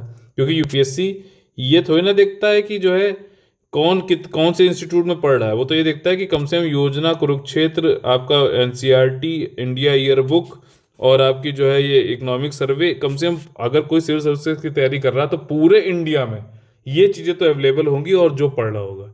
अब वो ये नहीं देखता कि भाई कौन सी कोचिंग में कौन से नोट्स बट रहे हैं, तो उस हिसाब से नहीं होता। इसीलिए आप लोग फिर सरप्राइज हो जाते हो ये कहाँ से पूछा। तो इसमें फॉर्मेलिन को छोड़ के जो है इसमें सारे ही ऑप्शन बिल्कुल सही हैं। ऑप्शन नंबर सी होगा इसमें, ठीक है। अब क्वेश्चन नंबर 23, क्वेश्चन नंबर 23 में पूछा गया है कि which of the following process are related to the formation और मॉडिफिकेशन ऑफ एटमॉस्फेयर। एटमॉस्फेयर हमारा जो बना, जैसे अर्थ है तो इसके जो ये किनारे किनारे जो एटमॉस्फेयर बना हुआ है, इसका जो बना है या मॉडिफिकेशन हुआ, उसके लिए कौन कौन से इनमें से जिम्मेदार हैं। तो इसमें देखिए ऑप्शन नंबर सी आपका सही है, डिफरेंशिएशन। डिफरेंशिएशन क्या है बताइए यहाँ पे, थोड़ा बताया। तो डेंसिटी डिफरेंशिएशन की बात हो रही है, जो आपको अर्थ के अंदर आपको पता है कि सबसे ऊपर लेयर क्रस्ट होती है, फिर उसके बाद मेंटल होती है, ठीक, ये क्रस्ट हो गया, और ये कोर होता है अंदर वाला, ठीक है। तो ये जो डेंसिटी के डिफरेंशिएशन की वजह से जो हुआ, तो क्या इसकी वजह से भी अर्थ के एटमॉस्फेयर में कोई डिफरेंस आया है, कोई मॉडिफिकेशन हुआ या फॉर्मेशन हुआ? नहीं। तो यहाँ पे जो सोलर विंड्स हैं, सोलर विंड्स आपको मालूम है कि सोलर विंड्स की वजह से जो अर्थ पे पहली स्टेज में जो प्रीमॉर्डियल जो एटमॉस्फेयर था, प्रीमॉर्डियल मतलब प्राचीन काल में जो एटमॉस्फेयर था, उसको सोलर विंड जो है उठा ले गई, ठीक। उस समय जो है मेनली वहाँ पे कौन कौन सी हीलियम और हाइड्रोजन वाली गैसेस थी, ठीक, उसको जो है यहाँ पे उड़ा के ले गई सोलर विंड्स। उसके बाद डी गैसिंग हुई। डी गैसिंग मतलब ये था कि जो कोर एरिया है हमारा, हॉट के मतलब इंटीरियर जो है कोर में ही होता है ना, उसने वहाँ से जो गैस वैस निकली वो यहाँ पे एटमॉस्फेयर में आ गई, ठीक है, ठीक। और उसके बाद जो तीसरा है कि finally the composition of the atmosphere are modified by the living world. Living world जो मतलब जैसे जो पेड़ पौधे आए इस पे, ठीक, पेड़ पौधे निकले ना, इन्होंने जो फोटोसिंथेसिस करते गए, अब सूर्य से तो इनको मिलता ही रहा ना, सूर्य थोड़ा ना हट गया था, मतलब एटमॉस्फेयर नहीं था तो सूर्य तो था ही हमेशा से ही। तो जो फोटोसिंथेसिस करते गए, इन्होंने कार्बन डाइऑक्साइड खींची, ऑक्सीजन छोड़ते गए, और जो है हमारे एटमॉस्फेयर में इस तरीके से जो है अपना मॉडिफाई और फॉर्मेशन किया। तो यहाँ पे ऑप्शन नंबर सी हो जाएगा। समझ में आ रहा है ना सब, ठीक। और जो है क्वेश्चन नंबर अब 24 देखते हैं। 24 में पूछा गया है, अब ये वाला भी जो है सक्सेशन से है, जो इकोलॉजिकल सक्सेशन मैंने आप लोगों को पूछा था ना, उसी से दूसरा क्वेश्चन है। एक सेरे वाला मैंने आपसे पूछा, अब ये दूसरा क्वेश्चन है इकोलॉजिकल सक्सेशन से। इसमें ये कहा गया है कि नए आवास में शुरू होने वाला उत्तराधिकार पहले से मौजूद समुदायों द्वारा निर्जन प्राथमिक उत्तराधिकार कहलाता है। Succession that began in new habitat. Succession जो कि नए हैबिटेट में चालू हुआ है, वो uninfluenced by the pre existing communities से। जो प्री एग्जिस्टिंग कम्युनिटीज है उनसे जो है कोई भी इन्फ्लुएंस नहीं होता है। तो इसको जो है क्या कहते हैं, प्राइमरी सक्सेशन कहते हैं क्या? यहाँ पे क्वेश्चन पूछा जा रहा है कि ये सही है क्या? अभी इसका बिल्कुल आसान भाषा में बताता हूँ क्या मतलब है। दूसरा स्टेटमेंट है कि shifting cultivation is a example of primary succession. ना ना ना ना, ठीक, ये सेकेंडरी सक्सेशन का एग्जाम्पल है। शिफ्टिंग, अब देखिए ये पेड़ पौधे सब लगे हुए थे, अब ट्राइबल्स आए, उन्होंने इसको काट दिया और फिर उसको नीचे लिटा दिया, और फिर वहाँ पे क्रॉपिंग वॉपिंग करी और सारे जो है न्यूट्रिएंट्स ख़त्म करके फिर दूसरे के वहाँ पे काटना चालू कर दिया। तो ये जो है फिर ये जो ज़मीन उन्होंने छोड़ी, यहाँ पे दोबारा से निकलने लगेंगे ना, वेजिटेशन आ जाएगा, तो इसको बोलेंगे सेकेंडरी सक्सेशन। एक बार जो है बिल्कुल रॉक बने, जो सेवरल स्टेजेस आपको बताई थी कि उस पर कोई सक्सेशन हुआ, धीरे धीरे जो है पहले लाइकन्स आए, फिर उसके बाद दूसरा ग्रासेस आई, श्रब्स आए, फिर उसके बाद पेड़ वेड़ निकलना स्टार्ट हुए। तो ये जो है नेचुरली चलता आ रहा था, तो इसको प्राइमरी सक्सेशन बोलेंगे। फिर क्लाइमेक्स कम्युनिटी आ गई तो इसको नेचुरली जो है प्राइमरी सक्सेशन बोलेंगे। अगर इसको काट के फिर से अगर कोई वो कर रहा है, वेजिटेशन यहाँ पे अपने आप से हो रहा, तो उसको सेकेंडरी सक्सेशन बोलेंगे। जैसे कि अगर आपने इसको काट के जो है खेती बाड़ी हो रही है, शिफ्टिंग कल्टीवेशन, तो ये सब सेकेंडरी सक्सेशन में आएंगे। अब अगर कोई आपसे पूछ ले कि दावानल यानी कि फॉरेस्ट फायर किस में आएगा, प्राइमरी सक्सेशन में आएगा कि आपका जो है कि मतलब फॉरेस्ट फायर की वजह से प्राइमरी सक्सेशन होगा कि सेकेंडरी सक्सेशन होगा? तो आपका आंसर क्या होगा, कमेंट में लिख के बताइए, ठीक है। Question number 25। क्वेश्चन नंबर 25 में आपसे पूछा गया है कि ये जो विच of the following gases were initially present in earth atmosphere. जब अर्थ का एटमॉस्फेयर था तो उसमें इनिशियली जो है ये वाली गैसेस प्रेजेंट थी। ये वही वाला जो मैंने अभी आपसे पूछा था ना, एटमॉस्फेयर कैसे बना, उसी रिलेटेड सारे क्वेश्चन ज़्यादातर आपको एनसीईआरटी में मिल जाएंगे। कोई ऐसी इसमें कोई बहुत बड़ी खतरनाक चीज़ नहीं है, ठीक है ना। तो इसमें करेक्ट पूछा गया है, तो ऑप्शन इसमें जो है हो जाएगा आपका 2 और 4। हाइड्रोजन और हीलियम ही थी सबसे पहले जो है अर्थ के एटमॉस्फेयर में गैसेस। इनको जो है कौन उड़ा ले गया था, सोलर विंड्स उड़ा ले गई थी, और बाद में जो है डी गैसिंग और इन सब की वजह से हो गया। तो इसमें देखिए ये है कि जो प्लैनेट अर्थ इनिशियली जो है उनके पास बैरन रॉक्स और ये सब थे, हॉट ऑब्जेक्ट थे, ठीक है, विद ए थिन एटमॉस्फेयर, बहुत बहुत छोटा छोटा एटमॉस्फेयर था, पतला सा, हीलियम और हाइड्रोजन का।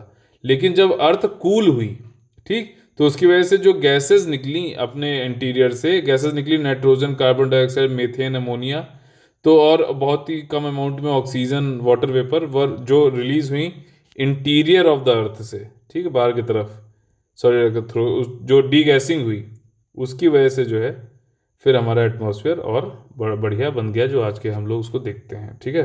तो ऑप्शन नंबर इसमें हो गया था आपका डी, ठीक। क्वेश्चन नंबर 26 देख लेते हैं। क्वेश्चन नंबर 26 में क्या है आपका कि इसमें देखिए पूछा गया है कि conference of parties on Climate change, इससे संबंधित जो स्टेटमेंट नीचे दिए गए हैं वो सही हैं क्या। तो पहला स्टेटमेंट जो बता रहा है वो ये है कि ये एनुअली होता है और इसको आईपीसीसी करता है, जो मैंने आपको बताया था ना कि आईपीसीसी में के बारे में आप लोग बताइए, वही वाली चीज़ है। तो ये पहला वाला स्टेटमेंट है गलत।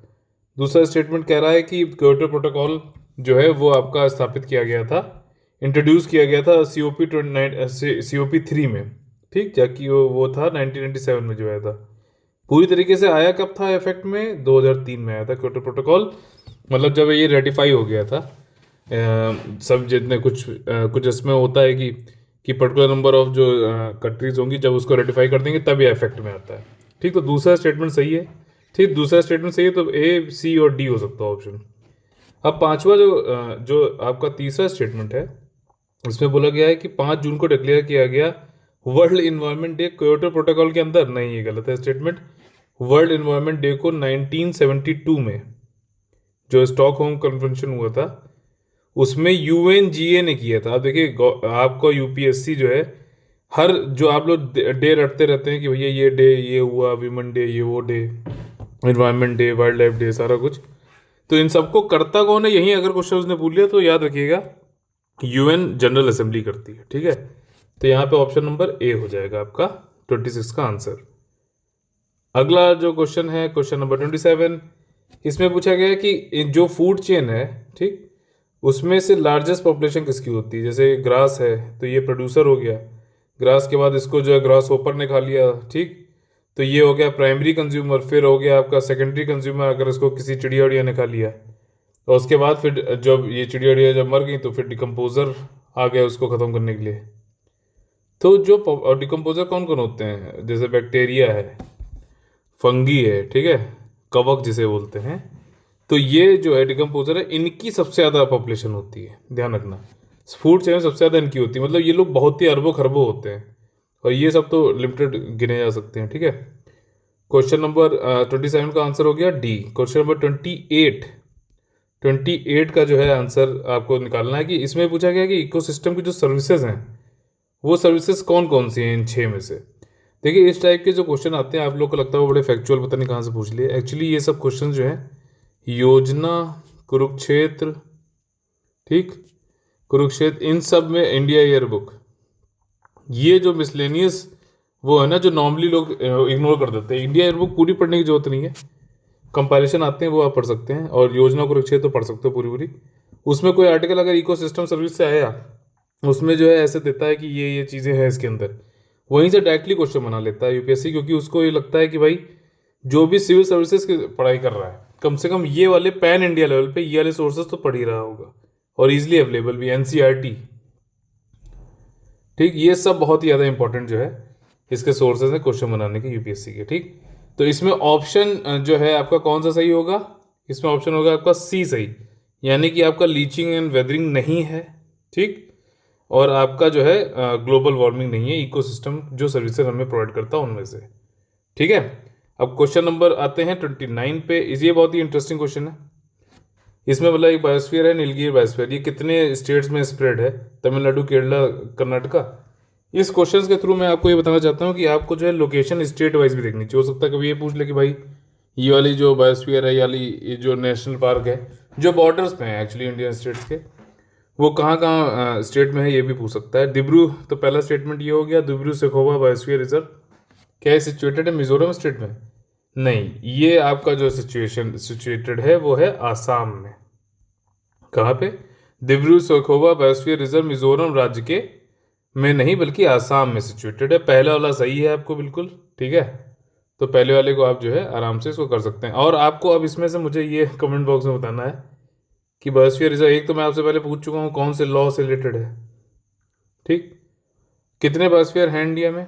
कौन से मैप एक्सरसाइज मैप में आते हैं, मैन एंड बायोस्फीयर के अंदर आते हैं, स्कीम के अंतर्गत, प्रोग्राम के अंतर्गत। ये प्रोग्राम जो है यूनेस्को का है, ठीक है। और इसका जो है आपको मैप बुक में देख लेना कि जहाँ जहाँ भी ये लोकेटेड है इंडिया के वाले मैप बुक में, ठीक। इस तरीके से पूरा कहाँ जहाँ जहाँ भी है सब जगह पूरा देख लेना। मैप बहुत अच्छा नहीं मेरा। तो इसमें पहला स्टेटमेंट सही था, 29 का आंसर हो जाएगा ए। क्वेश्चन नंबर 30 फिर से वाइल्ड लाइफ प्रोटेक्शन एक्ट से रिलेटेड है ये। इसमें पहले बोला गया है कि it makes a provision to establish national wildlife advisory board. क्या ये सही है? बताइए, ठीक।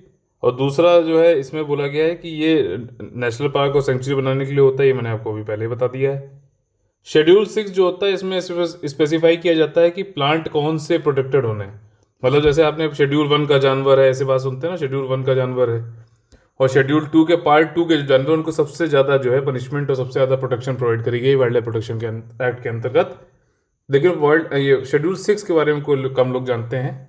तो शेड्यूल 6 वाला जो है वो प्लांट है कि मतलब ऐसे जैसे चंदन की लकड़ी और ये सब जो है ना, ये सब प्रोटेक्ट किए जाते हैं। जो और जो भी इम्पोर्टेंट है शेड्यूल 6 के अंदर, वो प्लांट्स को प्रोटेक्ट करने के लिए गया है मेन चीज़।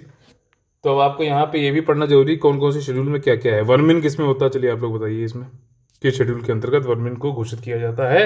यहाँ पे तीनों स्टेटमेंट सही है, तो ऑप्शन नंबर ए सही हो जाएगा, ठीक।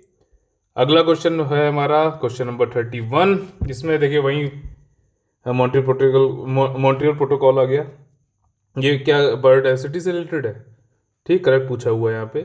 दूसरा ये कि इंडिया ने मॉन्ट्रियल प्रोटोकॉल तब एक्सेप्ट कर लिया था, इसके मतलब फाउंडिंग मेंबर है क्या इंडिया, ये पूछना चाह रहा है। तीसरा है कि डॉप्सन जो है ये इसकी डेंसिटी मेजरमेंट करता है ओजोन की।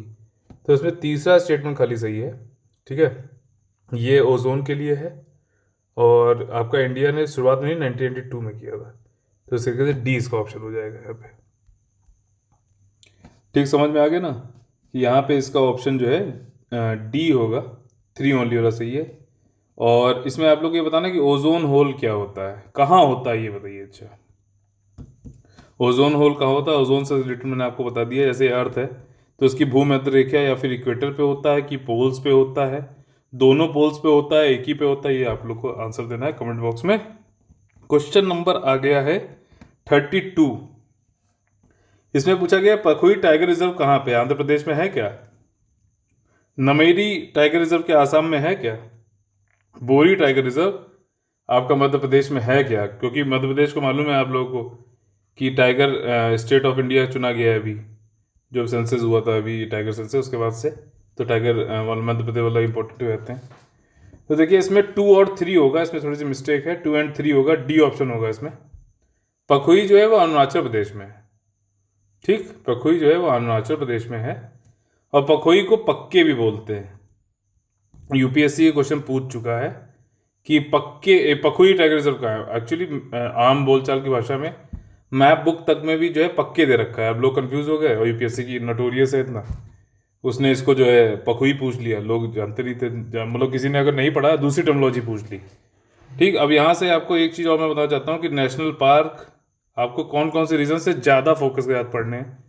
जैसे कि नॉर्थ ईस्ट वाले, जम्मू कश्मीर लद्दाख वाले, ठीक। पेनिनसुलर इंडिया जो है, ये वाला जो इंडिया है इनके पढ़ने हैं, ठीक। ज़्यादा मतलब मैक्सिमम केरला से बहुत प्यारा है यूपीएससी को, जो पूछता है कोई कल्चर से पूछ लेगा, इन्वायरमेंट से पूछ लेगा, और मध्य प्रदेश से, ठीक। तो इसमें डी ऑप्शन होगा, 2 और 3 इसमें सही है, पहला वाला सही नहीं है। क्वेश्चन नंबर 32 में, क्वेश्चन नंबर 33 में आ जाते हैं। यहाँ पे ये पूछ रहा है, यहाँ पे थोड़ा सा ये क्वेश्चन यहाँ पे इन्वायरमेंट इफेक्ट असेसमेंट से है, इन्वायरमेंट इफेक्ट असेसमेंट से है। इसमें पूछा है ये डिफरेंट एरियाज जो है इनमें जो इन्वायरमेंट इफेक्ट असेसमेंट होता है इंडिया में, ये 1998 में चालू हुआ है, ये कहना चाह रहा है। और दूसरी चीज़ कह रहा है कि ये जो इंडिया में इंस्पेक्शन होता है ये कौन करते हैं, एनवायरमेंट इफेक्ट असेसमेंट वाला कौन करते हैं, ये बोटेनिकल सर्वे ऑफ इंडिया करते हैं या फिर जियोलॉजिकल सर्वे ऑफ इंडिया करते हैं। तो दूसरा स्टेटमेंट तो सही है, पहला स्टेटमेंट थोड़ा फैक्चुअल है, 1994 इसका आंसर होगा। तो पहला स्टेटमेंट हुआ गलत, तो बी ओनली इसका आंसर हो जाएगा। ठीक है, क्वेश्चन नंबर 34 बहुत ईजी है, ऐसे क्वेश्चन आपने पढ़े हैं तो तुरंत कर लेंगे। तराई आर्क क्या है, ये एक प्रोजेक्ट है आपका टाइगर पॉपुलेशन को प्रोटेक्ट करने का, और ये टाइगर प्रोटेक्शन अथॉरिटी और WWF, ये वो लड़ाई घूसे वाला नहीं है WWF, ये है आपका वर्ल्ड वाइल्ड लाइफ फंड वाला। ठीक है, तो इसके अंतर्गत जो है ये तराई आर्क चला है। तराई एरिया आपको मालूम है ना, जैसे कि पहाड़ है, पड़ा है, पहाड़ के बाद से ये अभी बताता हूँ उसमें। ठीक, अब इसमें जो है ये जो एरिया ये भांगर हो गया, फिर उसके बाद जैसे ही उतरते हैं प्लेन्स पे आते हैं हम, जैसे ही घुसते हैं वैसे तराई आता है, फिर आपका आता है बांगर, भाबर ये हो गया भाबर, फिर तराई, फिर बांगर, फिर खादर। ठीक है, उसके बाद फिर रिवर का वो हो गया, रिवर जो चल रही ये खादर हो जाएगा। तो ये तराई आर्क जो है, तराई में जो टाइगर को प्रोटेक्ट करने के लिए इन दो टाइगर प्रोटेक्शन अथॉरिटी या WWF का जो पहल है उसको बोलते हैं तराई आर्क। क्वेश्चन नंबर 35, इसमें देखिए पूछा गया है नेशनल एक्शन प्लान 2000, ये national action plan on Climate change को पूछा गया है कि इंडिया ने अडॉप्ट किया 2010 में, सही है क्या? दूसरा ये है कि कंजर्वेशन ऑफ वाटर जो है इसमें नहीं इंक्लूडेड है national action plan on Climate change पे, क्या ये सही है? बताइए, क्या ये सही है? देखिए दूसरा वाला स्टेटमेंट तो सही है, पहला वाला इसलिए गलत है क्योंकि 2008 में आया था। अब ये फैक्ट आपको पढ़ना पड़ेगा क्योंकि इस तरीके का बड़ा ही स्पेसिफिक और यूनिक एक्शन प्लान है इंडिया की तरफ से। ठीक, जो इंडिया के INDC है ना, उसको पूरा करने के लिए जो पेरिस एग्रीमेंट में इंडिया ने बोला था उसको पूरा करने के लिए ये वाला जो प्लान है national action plan on Climate change, ये बहुत ही ज़्यादा महत्वपूर्ण है, इसलिए 2008 में हुआ था, इसको रखना पड़ेगा आपको। 8 जो है वो भी आपको देख लेना चाहिए कौन कौन से इसके अंदर प्रोग्राम चल रहे हैं, जैसे ग्रीन इंडिया है, सोलर मिशन है, ठीक, सस्टेनेबल हिमालयन हैबिटेट है, ठीक, इस तरीके से, और साइंस एंड टेक्नोलॉजी और क्लाइमेट चेंज से है। तो इस तरीके कौन इनकी नोडल मिनिस्ट्री, ये भी कर लीजिएगा। जैसे ग्रीन इंडिया है तो कौन सी मिनिस्ट्री इसको इम्प्लीमेंट कर रही है, नोडल कौन सी है, ये देख लीजिएगा। तो यहाँ पे 35 का आंसर हो जाएगा बी ओनली, मतलब 2 ओनली। ठीक, बी हो गया। अगले क्वेश्चन पे चलते हैं, क्वेश्चन नंबर 36। यहाँ पे देखिए ये कह रहा है कि इंडिया में टोटल 18 रेसेस है वल्चर्स के, गिद्धों की 18 जातियां हैं। दूसरा कह रहा है कि IUCN जो है वल्चर को इसने डाला था IUCN लिस्ट में 2000 में। और तीसरा है कि डिक्लोफेनेक एक पेन किलर है, ये रिस्पॉन्सिबल है डिक्रीजिंग नंबर ऑफ वल्चर के लिए। यहाँ करंट पूछा गया तो आपको देखना चाहिए कि कौन सा इसमें ऑप्शन, कौन से स्टेटमेंट सही है। तो दूसरा और तीसरा तो सही है लेकिन पहला वाला गलत है। पहले वाले मतलब 9 रेसेस हैं, 9 इसकी जातियां हैं, 18 नहीं है। डिक्लोफेनेक ये डायरेक्टली जो है आपका NCERT में दे रखा है एलिफेट, और UPSC पहले पूछ भी चुका है। ठीक है, तो आंसर यहाँ पे हो जाएगा डी ऑप्शन हो जाएगा 36 का। 37वें क्वेश्चन पे आ गए हम लोग। 37th क्वेश्चन में हम लोग देखते हैं कि यहाँ पे क्वेश्चन है फूड चेन और फूड वेब से। इससे फूड चेन से पहले UPSC क्वेश्चन पूछ भी चुका है 2014 में। ठीक, 2013 से लेकर 2019 के आपको क्वेश्चन तो कम से कम लगाने चाहिए। और CSAT जो लोग इग्नोर कर चुके हैं पूरी तरीके से, इनको जो सेकंड पेपर इन सालों में जो हुए हैं 6 सालों में, ये जरूर टाइम बाउंड मैंने में 2 घंटे बैठ के लगाने चाहिए, यही सबसे अच्छी प्रैक्टिस है इसके लिए। ठीक, तो यहाँ पे फूड चेन और फूड वेब से रिलेटेड कुछ स्टेटमेंट दे रखे हैं। पहला है कि in case of food chain if one organism is removed there will be no harm. क्या ऐसा है? जैसे मैंने अभी बताया था कि घास, फिर घास के बाद वो ग्रॉस होपर, टिड्डा इसे बोलते हैं, फिर बर्ड हो गई, फिर उसके बाद जो है आपका डिकम्पोजर आ गए। तो क्या ये एक को हमने इसको बर्ड को हटा दिया तो क्या कोई फर्क, कोई हार्म नहीं होगा? बताइए, पहला स्टेटमेंट गलत हो जाएगा इसीलिए। दूसरा है कि concept of food web is more real ecologically than concept of food chain. बिल्कुल सही बात है, फूड वेब में कई सारे लोग एक दूसरे के ऊपर इंटरडिपेंडेंट होते हैं, तो इकोलॉजिकली जो है ये ज़्यादा वास्तविकता के करीब है, इसलिए सेकंड स्टेटमेंट सही है और बी ऑप्शन इसका हो जाएगा। क्वेश्चन नंबर अब हम लोग देखेंगे 38। It's a very good question. इसमें ये बोला गया है कि आपका नाइट्रिफिकेशन जो होता है, ठीक है, नाइट्रिफिकेशन जो है बाई बैक्टीरिया होता है, जो वो क्या करता है कि नाइट्रोजन को एटमॉस्फेयर में रिटर्न कर देता है। ठीक, पहला स्टेटमेंट ये है। दूसरा स्टेटमेंट ये है कि डीनाइट्रिफिकेशन जो होता है, ये एक्चुअली नाइट्रोजन साइकिल से क्वेश्चन बना हुआ है। ठीक, नाइट्रोजन साइकिल से बना हुआ है। इसमें ये क्वेश्चन मतलब ये स्टेटमेंट पहला बोल रहा है कि जो बैक्टीरिया नाइट्रिफिकेशन करता है वो नाइट्रोजन को हवा में एटमॉस्फेयर में भेज देता है वापस। और डीनाइट्रिफिकेशन में क्या होता है कि कन्वर्ट करता है अमोनिया को जो है नाइट्रेट आयंस में करता है, जो कि बदल देता है, जो कि सॉइल में है। तो इसमें जो है आपका कौन सा ऑप्शन इसका सही होना चाहिए? ठीक, तो इसमें दोनों ही स्टेटमेंट जो है गलत है, इसलिए ऑप्शन नंबर हो जाएगा आपका डी। देखिए, नाइट्रिफिकेशन जो बैक्टीरिया करता है वो अमोनिया को नाइट्रेट आयन में चेंज कर देता है, और डीनाइट्रिफिकेशन मतलब ये दोनों एक्सचेंज कर दिए गए हैं बस यहाँ पे स्टेटमेंट। डीनाइट्रिफिकेशन में क्या है कि नाइट्रोजन को एटमॉस्फेयर में भेज देता है। ठीक, अब आप लोग को कमेंट में क्या लिखना है कि ये कौन सा बैक्टीरिया है जो ये सॉइल में जो है नाइट्रिफिकेशन करके सॉइल अमोनिया से नाइट्रेट को सॉइल नाइट्रेट आयन में बदलता है, सॉइल में लेके जाता है, ये कौन सा बैक्टीरिया है? Question number 39। देखिए यहाँ पे जो है फार्मिंग, ऑर्गेनिक फार्मिंग से रिलेटेड दो सेंटेंस दे रखे हैं। पहला स्टेटमेंट है कि इट इंक्लूड सॉइल मैनेजमेंट, इसमें मृदा प्रबंधन, कीट नियंत्रण, अनुवंशिक खाद शामिल है। ठीक, soil management, pest control and genetic composting इसमें जो है आती है इसके अंतर्गत। ठीक, दूसरा स्टेटमेंट यह है कि the products of organic farming are free from pesticide. क्या ये स्टेटमेंट सही है? पेस्टिसाइड से बिल्कुल फ्री है, तो ये सही है क्या? हाँ, दोनों ही स्टेटमेंट सही हैं। अगर यहाँ पे कह देता कि बिल्कुल जो है कोई भी फर्टिलाइजर नहीं डालते हैं तो फिर गलत हो जाता। बायो खाद तो पड़ती है ना, तो इसलिए यहाँ पे ऑप्शन कौन सा हो जाएगा? Option number C. Question number 40। यहाँ पे देखिए ये पूछ रहा है एजेंडा नंबर 21 से रिलेटेड, यहाँ पे कुछ क्वेश्चन है। एजेंडा नंबर 21, इसमें पहले तो बोल रहा है कि एजेंडा 21 एक गैर बाध्यकारी जो सतत विकास के संबंध में संयुक्त राष्ट्र की स्वेच्छा से लागू की गई कार्य योजना है। दूसरा स्टेटमेंट है कि जो 21 जो है ना, इस एजेंडा 21 में ये रिफर करता है कि by 21 major industrial countries of the world. दूसरा स्टेटमेंट ये कहता है। तीसरा ये कहता है, जो फुल टेक्स्ट है इसका, जो एजेंडा 21 का पूरा पार्ट 1992 में आयोजित पृथ्वी शिखर सम्मेलन में सामने आया था। ठीक, तो आपको बताना है इसमें से कौन से स्टेटमेंट सही है, कौन से गलत है। तो देखिए जो पहला स्टेटमेंट है वो भी सही है, तीसरा स्टेटमेंट भी सही है, तो ऑप्शन है हमारा सी। दूसरा वाला इसलिए नहीं सही नहीं क्योंकि इसमें 21 जो है वो 21वीं सेंचुरी को डिनोट करता है, ना कि 21 इंडस्ट्रियल हाउसेस को डिनोट करता है। ठीक है ना, और इसमें जो है 92 में आया था जब अर्थ समिट हुई थी, जिसको अर्थ डे भी मतलब वैसे कहते हैं, अर्थ समिट, हाँ, जो रियो दी जेनेरियो में हुई थी। ठीक है, और पहला वाला सही है, नॉन बाइंडिंग है, वॉलंटरी है, सस्टेनेबल डेवलपमेंट के लिए है। तो आपको अब मुझे ये बताना है कि सस्टेनेबल डेवलपमेंट क्या होता है। ठीक, बहुत सिंपल डेफिनेशन है। और ये अच्छा कब आई थी, ये अच्छा बता दिए। सस्टेनेबल डेवलपमेंट क्या होता है वो भी बताइए, और सस्टेनेबल डेवलपमेंट की डेफिनेशन जो है कौन से साल में आई थी, जहाँ से मतलब वो एक सम्मेलन हुआ था, जिसकी मैंने अभी ऊपर बात भी करी थी।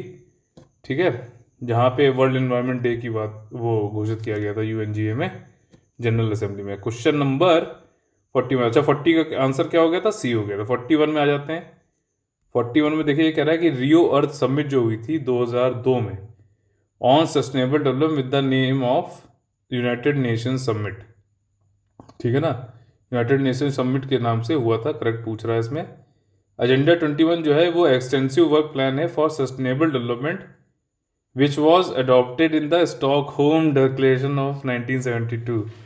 ठीक, तो ये बोल रहा है यहाँ पे कि एक एजेंडा 21 जो है। अब ये क्वेश्चन अगर आपने पिछले वाला मेरा बिल्कुल ध्यान से सुना है, तुरंत आप ये कर ले जाओगे। ठीक है, तीसरा स्टेटमेंट है कि कायबुल लैमजौर नेशनल पार्क है, ये एक फ्लोटिंग नेशनल पार्क है। ये क्वेश्चन पूछा जा चुका है पहले। ठीक है, तो मतलब ये अलग से एक पूछा गया था क्वेश्चन, तीनों बिल्कुल सेम नहीं है क्वेश्चन कोई भी। ठीक है, तो इसमें जो है पहला स्टेटमेंट गलत है, दूसरा भी गलत है, तीसरा सही है, तो थर्ड ओनली हो गया, डी ऑप्शन हो गया। देखिए पहला इसलिए गलत है कि ये 2002 में नहीं बल्कि 1992 में हुआ था ब्राज़ील में, और इसको बोलते थे United nation summit on sustainable development. ठीक, और ये जो वही है कि मतलब रियो अर्थ समिट जिसको बोलते हैं। दूसरा स्टेटमेंट ये है कि 21 एजेंडा 21 जो है ये आपका इसी अर्थ समिट में ही हुआ था, आया था, ना कि स्टॉकहोम डिक्लेरेशन ऑफ 1972।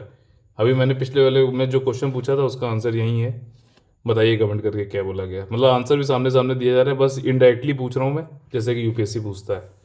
अब आपको जो है ये बताना है कि ये जो कैलबुल नाम जो नेशनल पार्क है, फ्लोटिंग नेशनल पार्क है, कौन सी इस राज्य में है भारतीय। और यहाँ पे एक डियर है, डियर मतलब हिरण, वो बहुत मशहूर है, ठीक है ना, उसका नाम बताना है। 2 क्वेश्चन है 41 क्वेश्चन में से। अगला क्वेश्चन है क्वेश्चन नंबर 42। इसमें देखिए अल्फा डाइवर्सिटी और बीटा डाइवर्सिटी, 3 तरीके की डाइवर्सिटी होती है ना, अल्फा, बीटा और गामा डाइवर्सिटी। तो आपको इन तीनों, ये दोनों ऑप्शन को देखना है, स्टेटमेंट देख के बताना है कि कौन कौन से इसमें करेक्ट हैं। तो देखिए इसमें जो है 42वें में दोनों ही स्टेटमेंट करेक्ट हैं, और दोनों ही जो है ए में दे रखे, तो ए हो जाएगा। देखिए अल्फा डाइवर्सिटी क्या होती है कि आपको किसी एक स्पेसिफिक एरिया में ये देखना है कितनी नंबर ऑफ स्पेशीज़ हैं। ठीक, इनको गिन लीजिए। हाँ, ये अलग अलग स्पेशीज़, मतलब ये नहीं कुत्ते कुत्ते की अलग अलग ब्रीड है तो वो नहीं, कुत्ता बिल्ली ये अलग अलग स्पेशीज़ हो गए ना, इनको देखना है कितनी है। दूसरा ये है कि beta diversity is structural diversity of species found in a specific area. अब इसमें आपको ये दूसरे जो एक किसी स्पेसिफिक एरिया में कितनी, मतलब उसमें वो स्ट्रक्चरल डाइवर्सिटी है, रिचनेस कितनी है, कौन कैसे, मतलब स्पेशीज़ की रिचनेस, मतलब एक स्पेशीज़ कितनी, जैसे 2-3 स्पेशीज़ हैं तो तीनों के 100 लोग हैं, है ना, इस तरीके से उसकी सॉरी स्ट्रक्चरल डाइवर्सिटी को ये बताता है किसी एक स्पेसिफिक एरिया में। और गामा जो डाइवर्सिटी है वो पूरे रीजन में जो डाइवर्सिटी है उसको जो है दिखाता है। तो इस तरीके से जो है डाइवर्सिटी 3 तरीके की होती है, यहाँ पे एक्सप्लेन कर दी गई। ठीक है, कर लेना, एग्जाम में आएगा तो क्वेश्चन। Question number 43। अब देखिए 43 में क्या है कि ये बोला गया है कि ग्रीन इंडिया ये नेशनल एक्शन प्लान और क्लाइमेट चेंज का एक पार्ट है, 8 प्लान में से एक प्लान है। दूसरा ये है कि ग्रीन इंडिया जो है इंटीग्रेटेड क्रॉस सेक्टोरल अप्रोच है, is implemented in green India, बिल्कुल सही बात है। यह मिशन सार्वजनिक के साथ साथ निजी भूमि में भी लागू किया जाएगा, यानी कि this mission will be implemented in public as well as private land, मतलब दोनों, पब्लिक लैंड हो चाहे प्राइवेट लैंड हो, दोनों जगह पे इसको इम्प्लीमेंट किया जा सकता है। तीनों ही स्टेटमेंट सही है, आंसर हो जाएगा इसमें ए। ठीक है ना, और इसका मतलब एम है ग्रीन इंडिया मिशन का कि जो फॉरेस्ट एरिया है इसको एक्सपेंड करना है 15 लाख हेक्टेयर तक। ठीक, 15 लाख हेक्टेयर तक इसको एक्सपेंड करना है, इसका एक एम है ग्रीन इंडिया मिशन का। और जो INDC भी है, जो आपका इंटेंडेड नेशनली डिटरमिन्ड कंट्रीब्यूशन जो है पेरिस एग्रीमेंट के अंतर्गत, उसमें जो इंडिया ने बोला है ना कि 2.5 से लेकर 3 टन तक जो है हम कार्बन सिंक बनाएंगे, वो ग्रीन इंडिया मिशन उसके लिए बहुत ज़्यादा, इसके लिए उसको पूरा करने के लिए बहुत ज़्यादा महत्वपूर्ण हो जाता है। ठीक है, अब यहाँ पे क्वेश्चन दे रखा है क्वेश्चन नंबर 44। इसमें जो है इंटरनेशनल सोलर अलायंस, जिससे क्वेश्चन के स्टेटमेंट दे रखे हैं, करेक्ट पूछा गया है कि इसका ऑब्जेक्टिव है इंक्रीज करना investment in solar technology and solar energy, this also be helpful in mitigation of poverty. क्या स्टेटमेंट सही है? बिल्कुल सही है। और इसका सेक्रेटेरिएट जो है वो पेरिस में किया गया, नहीं, जग जाहिर है, जग को पता है, गुरुग्राम में किया है, इसका बनाया गया। तो दूसरा स्टेटमेंट हो जाएगा गलत। तो ऑप्शन नंबर कौन सा इसमें हो जाएगा 44 में? ए, 1 ओनली, डी। ठीक है, अगला क्वेश्चन जो है क्वेश्चन नंबर 45। इसमें पूछा गया है कि फॉरेस्ट, इसमें देखिए कुछ, हाँ, करेक्ट बताना है। फॉरेस्ट और एनवायरनमेंट मिनिस्ट्री जो है कब एस्टेब्लिश हुई थी? व्हीकल एक्ट कब आया था? ये इसीलिए क्योंकि मोटर व्हीकल एक्ट अभी आया है तो हो सकता है पूछ ले। ठीक, और 42वां जो अमेंडमेंट हुआ था कॉन्स्टिट्यूशन का, उसके provision, some provision in the area of environment, तो वो कौन कौन से प्रोविजन मतलब किए उसने, मतलब कुछ प्रोविजंस 42वें संवैधानिक संशोधन ने कुछ प्रोविजंस जो है पर्यावरण के क्षेत्र में भी किए थे। ठीक है, तो क्या ये तीनों स्टेटमेंट सही हैं क्या? जी हाँ, बिल्कुल सही हैं। और आप लोग को ये बताना कि वो 42वें संशोधन में एनवायरनमेंट में से कौन कौन से जो है आर्टिकल उसने डाले थे, मतलब कौन कौन से क्या जो है कॉन्स्टिट्यूशन में अनुच्छेद में क्या क्या ऐड किया था। ठीक है ना, थोड़ा बताया तो DPSP में भी किया था और फंडामेंटल ड्यूटी में भी किया था। ठीक है, ऐसे लिंक करके पढ़ो, मेरा मतलब मोटिव ये है आप लोगों का कि आप लिंक करके पढ़ो ताकि जो है कई चीज़ों का आपका जो है रिवीजन समग्रता के साथ हो और ज़्यादा टाइम तक आप याद भी रखो, अंडरस्टैंडिंग बनी रहे। अब देखिए क्वेश्चन नंबर 46 आ गया हमारा। 46 में यहाँ पे कोल के जो गैसिफिकेशन की बात है, ठीक है, कोयला गैसीकरण ऊर्जा has emerged as one of the clean way to harness energy. Coal gasification को जो है एक तरीके का क्लीन वे है हार्नेस एनर्जी करने का। तो इसके रिगार्डिंग कुछ स्टेटमेंट दे रखे हैं। पहला स्टेटमेंट यह है कि कोयले के गैसीकरण में जीवाश्म ईंधन को जलाने के बजाय इसे रासायनिक रूप से सिंथेटिक प्राकृतिक गैस, जिसको एसएनजी बोलते हैं, में बदल दिया जाता है। क्या स्टेटमेंट सही है? दूसरा स्टेटमेंट कहता है कि some countries are reluctant to use synthetic natural gas as it is costly because transporting coal is lot cheaper than transporting gas.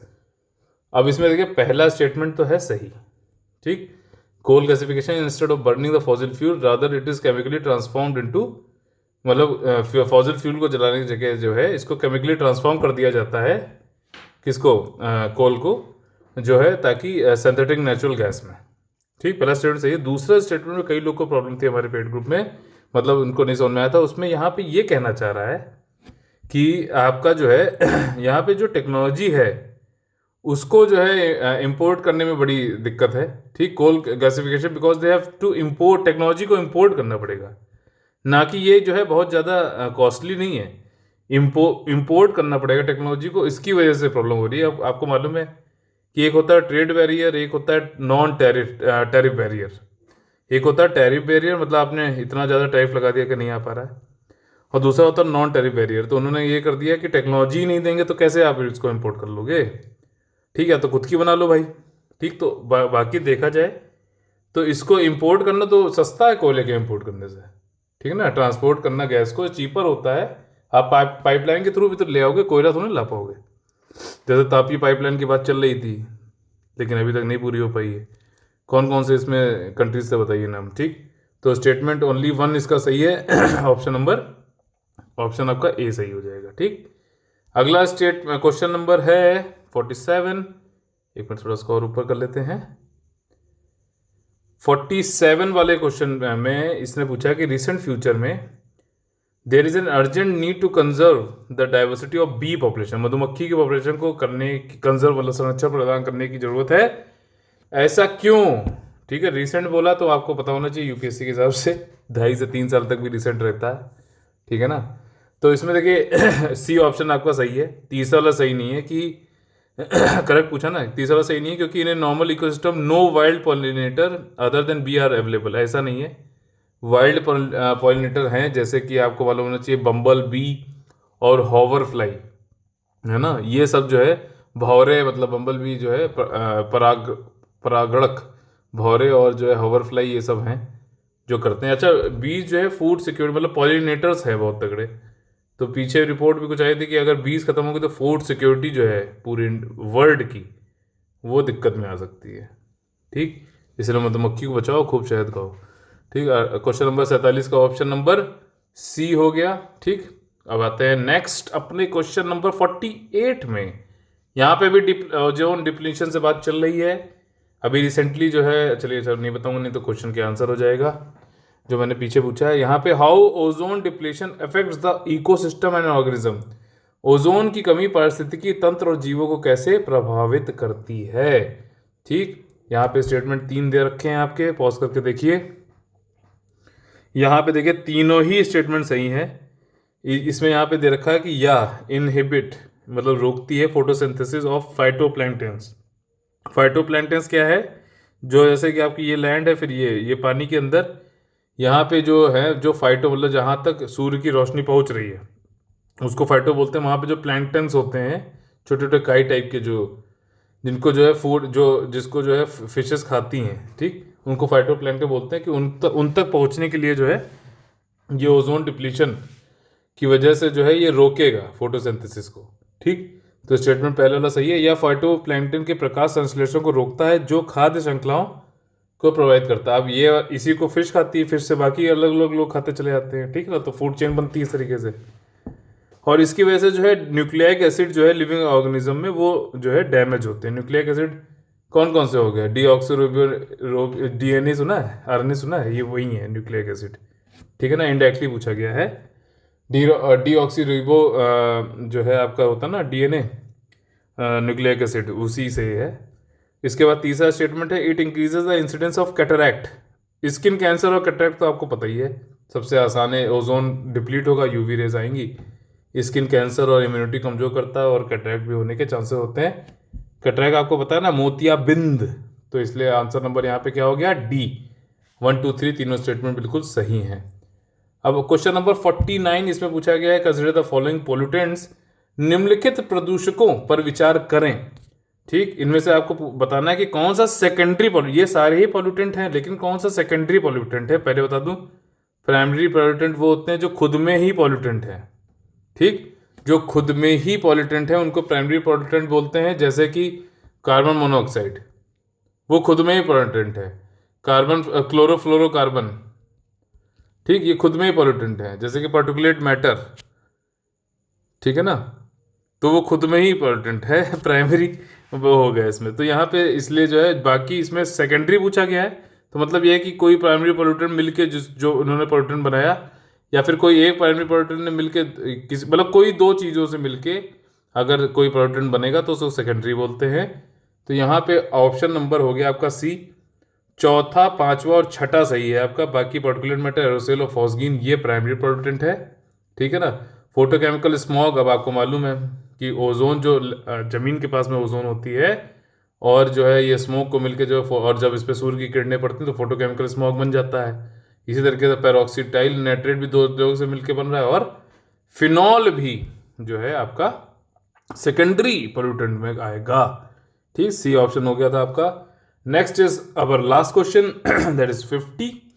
अब यहाँ पे पूछा गया है कि इंटरेक्शन के बारे में पूछा गया है, ठीक है ना, स्पेशीज के बीच में कैसा इंटरेक्शन है उससे पूछा गया। और इन जो ऊपर 5 इंटरेक्शन दिए इनमें से पूछा है कि कौन सा जो है एग्जाम्पल है म्यूचुअलिज्म या सिम्बोसिस। म्यूचुअल सिम्बोसिस का मतलब ये होता है कि इसको दोनों, अगर ये स्पेशीज को फायदा है इनके रिलेशनशिप से, तो उसको म्यूचुअलिज्म या फिर सिम्बोसिस बोलेंगे। तो इस तरीके के जो ऊपर जो ऑप्शनल स्टेटमेंट दे रखे हैं, इसमें जो है आपका पहला और चौथा, लाइकस, देखिए मैंने पहले ही आपको बता रखा है कि लाइकस बनते हैं एल्की और फंगाई की वजह से, तो इसकी वजह से, फंजी की वजह से, तो इसकी वजह से जो है पहला स्टेटमेंट जो है म्यूचुअलिज्म और सिम्बोसिस को शो करता है, और चौथा भी।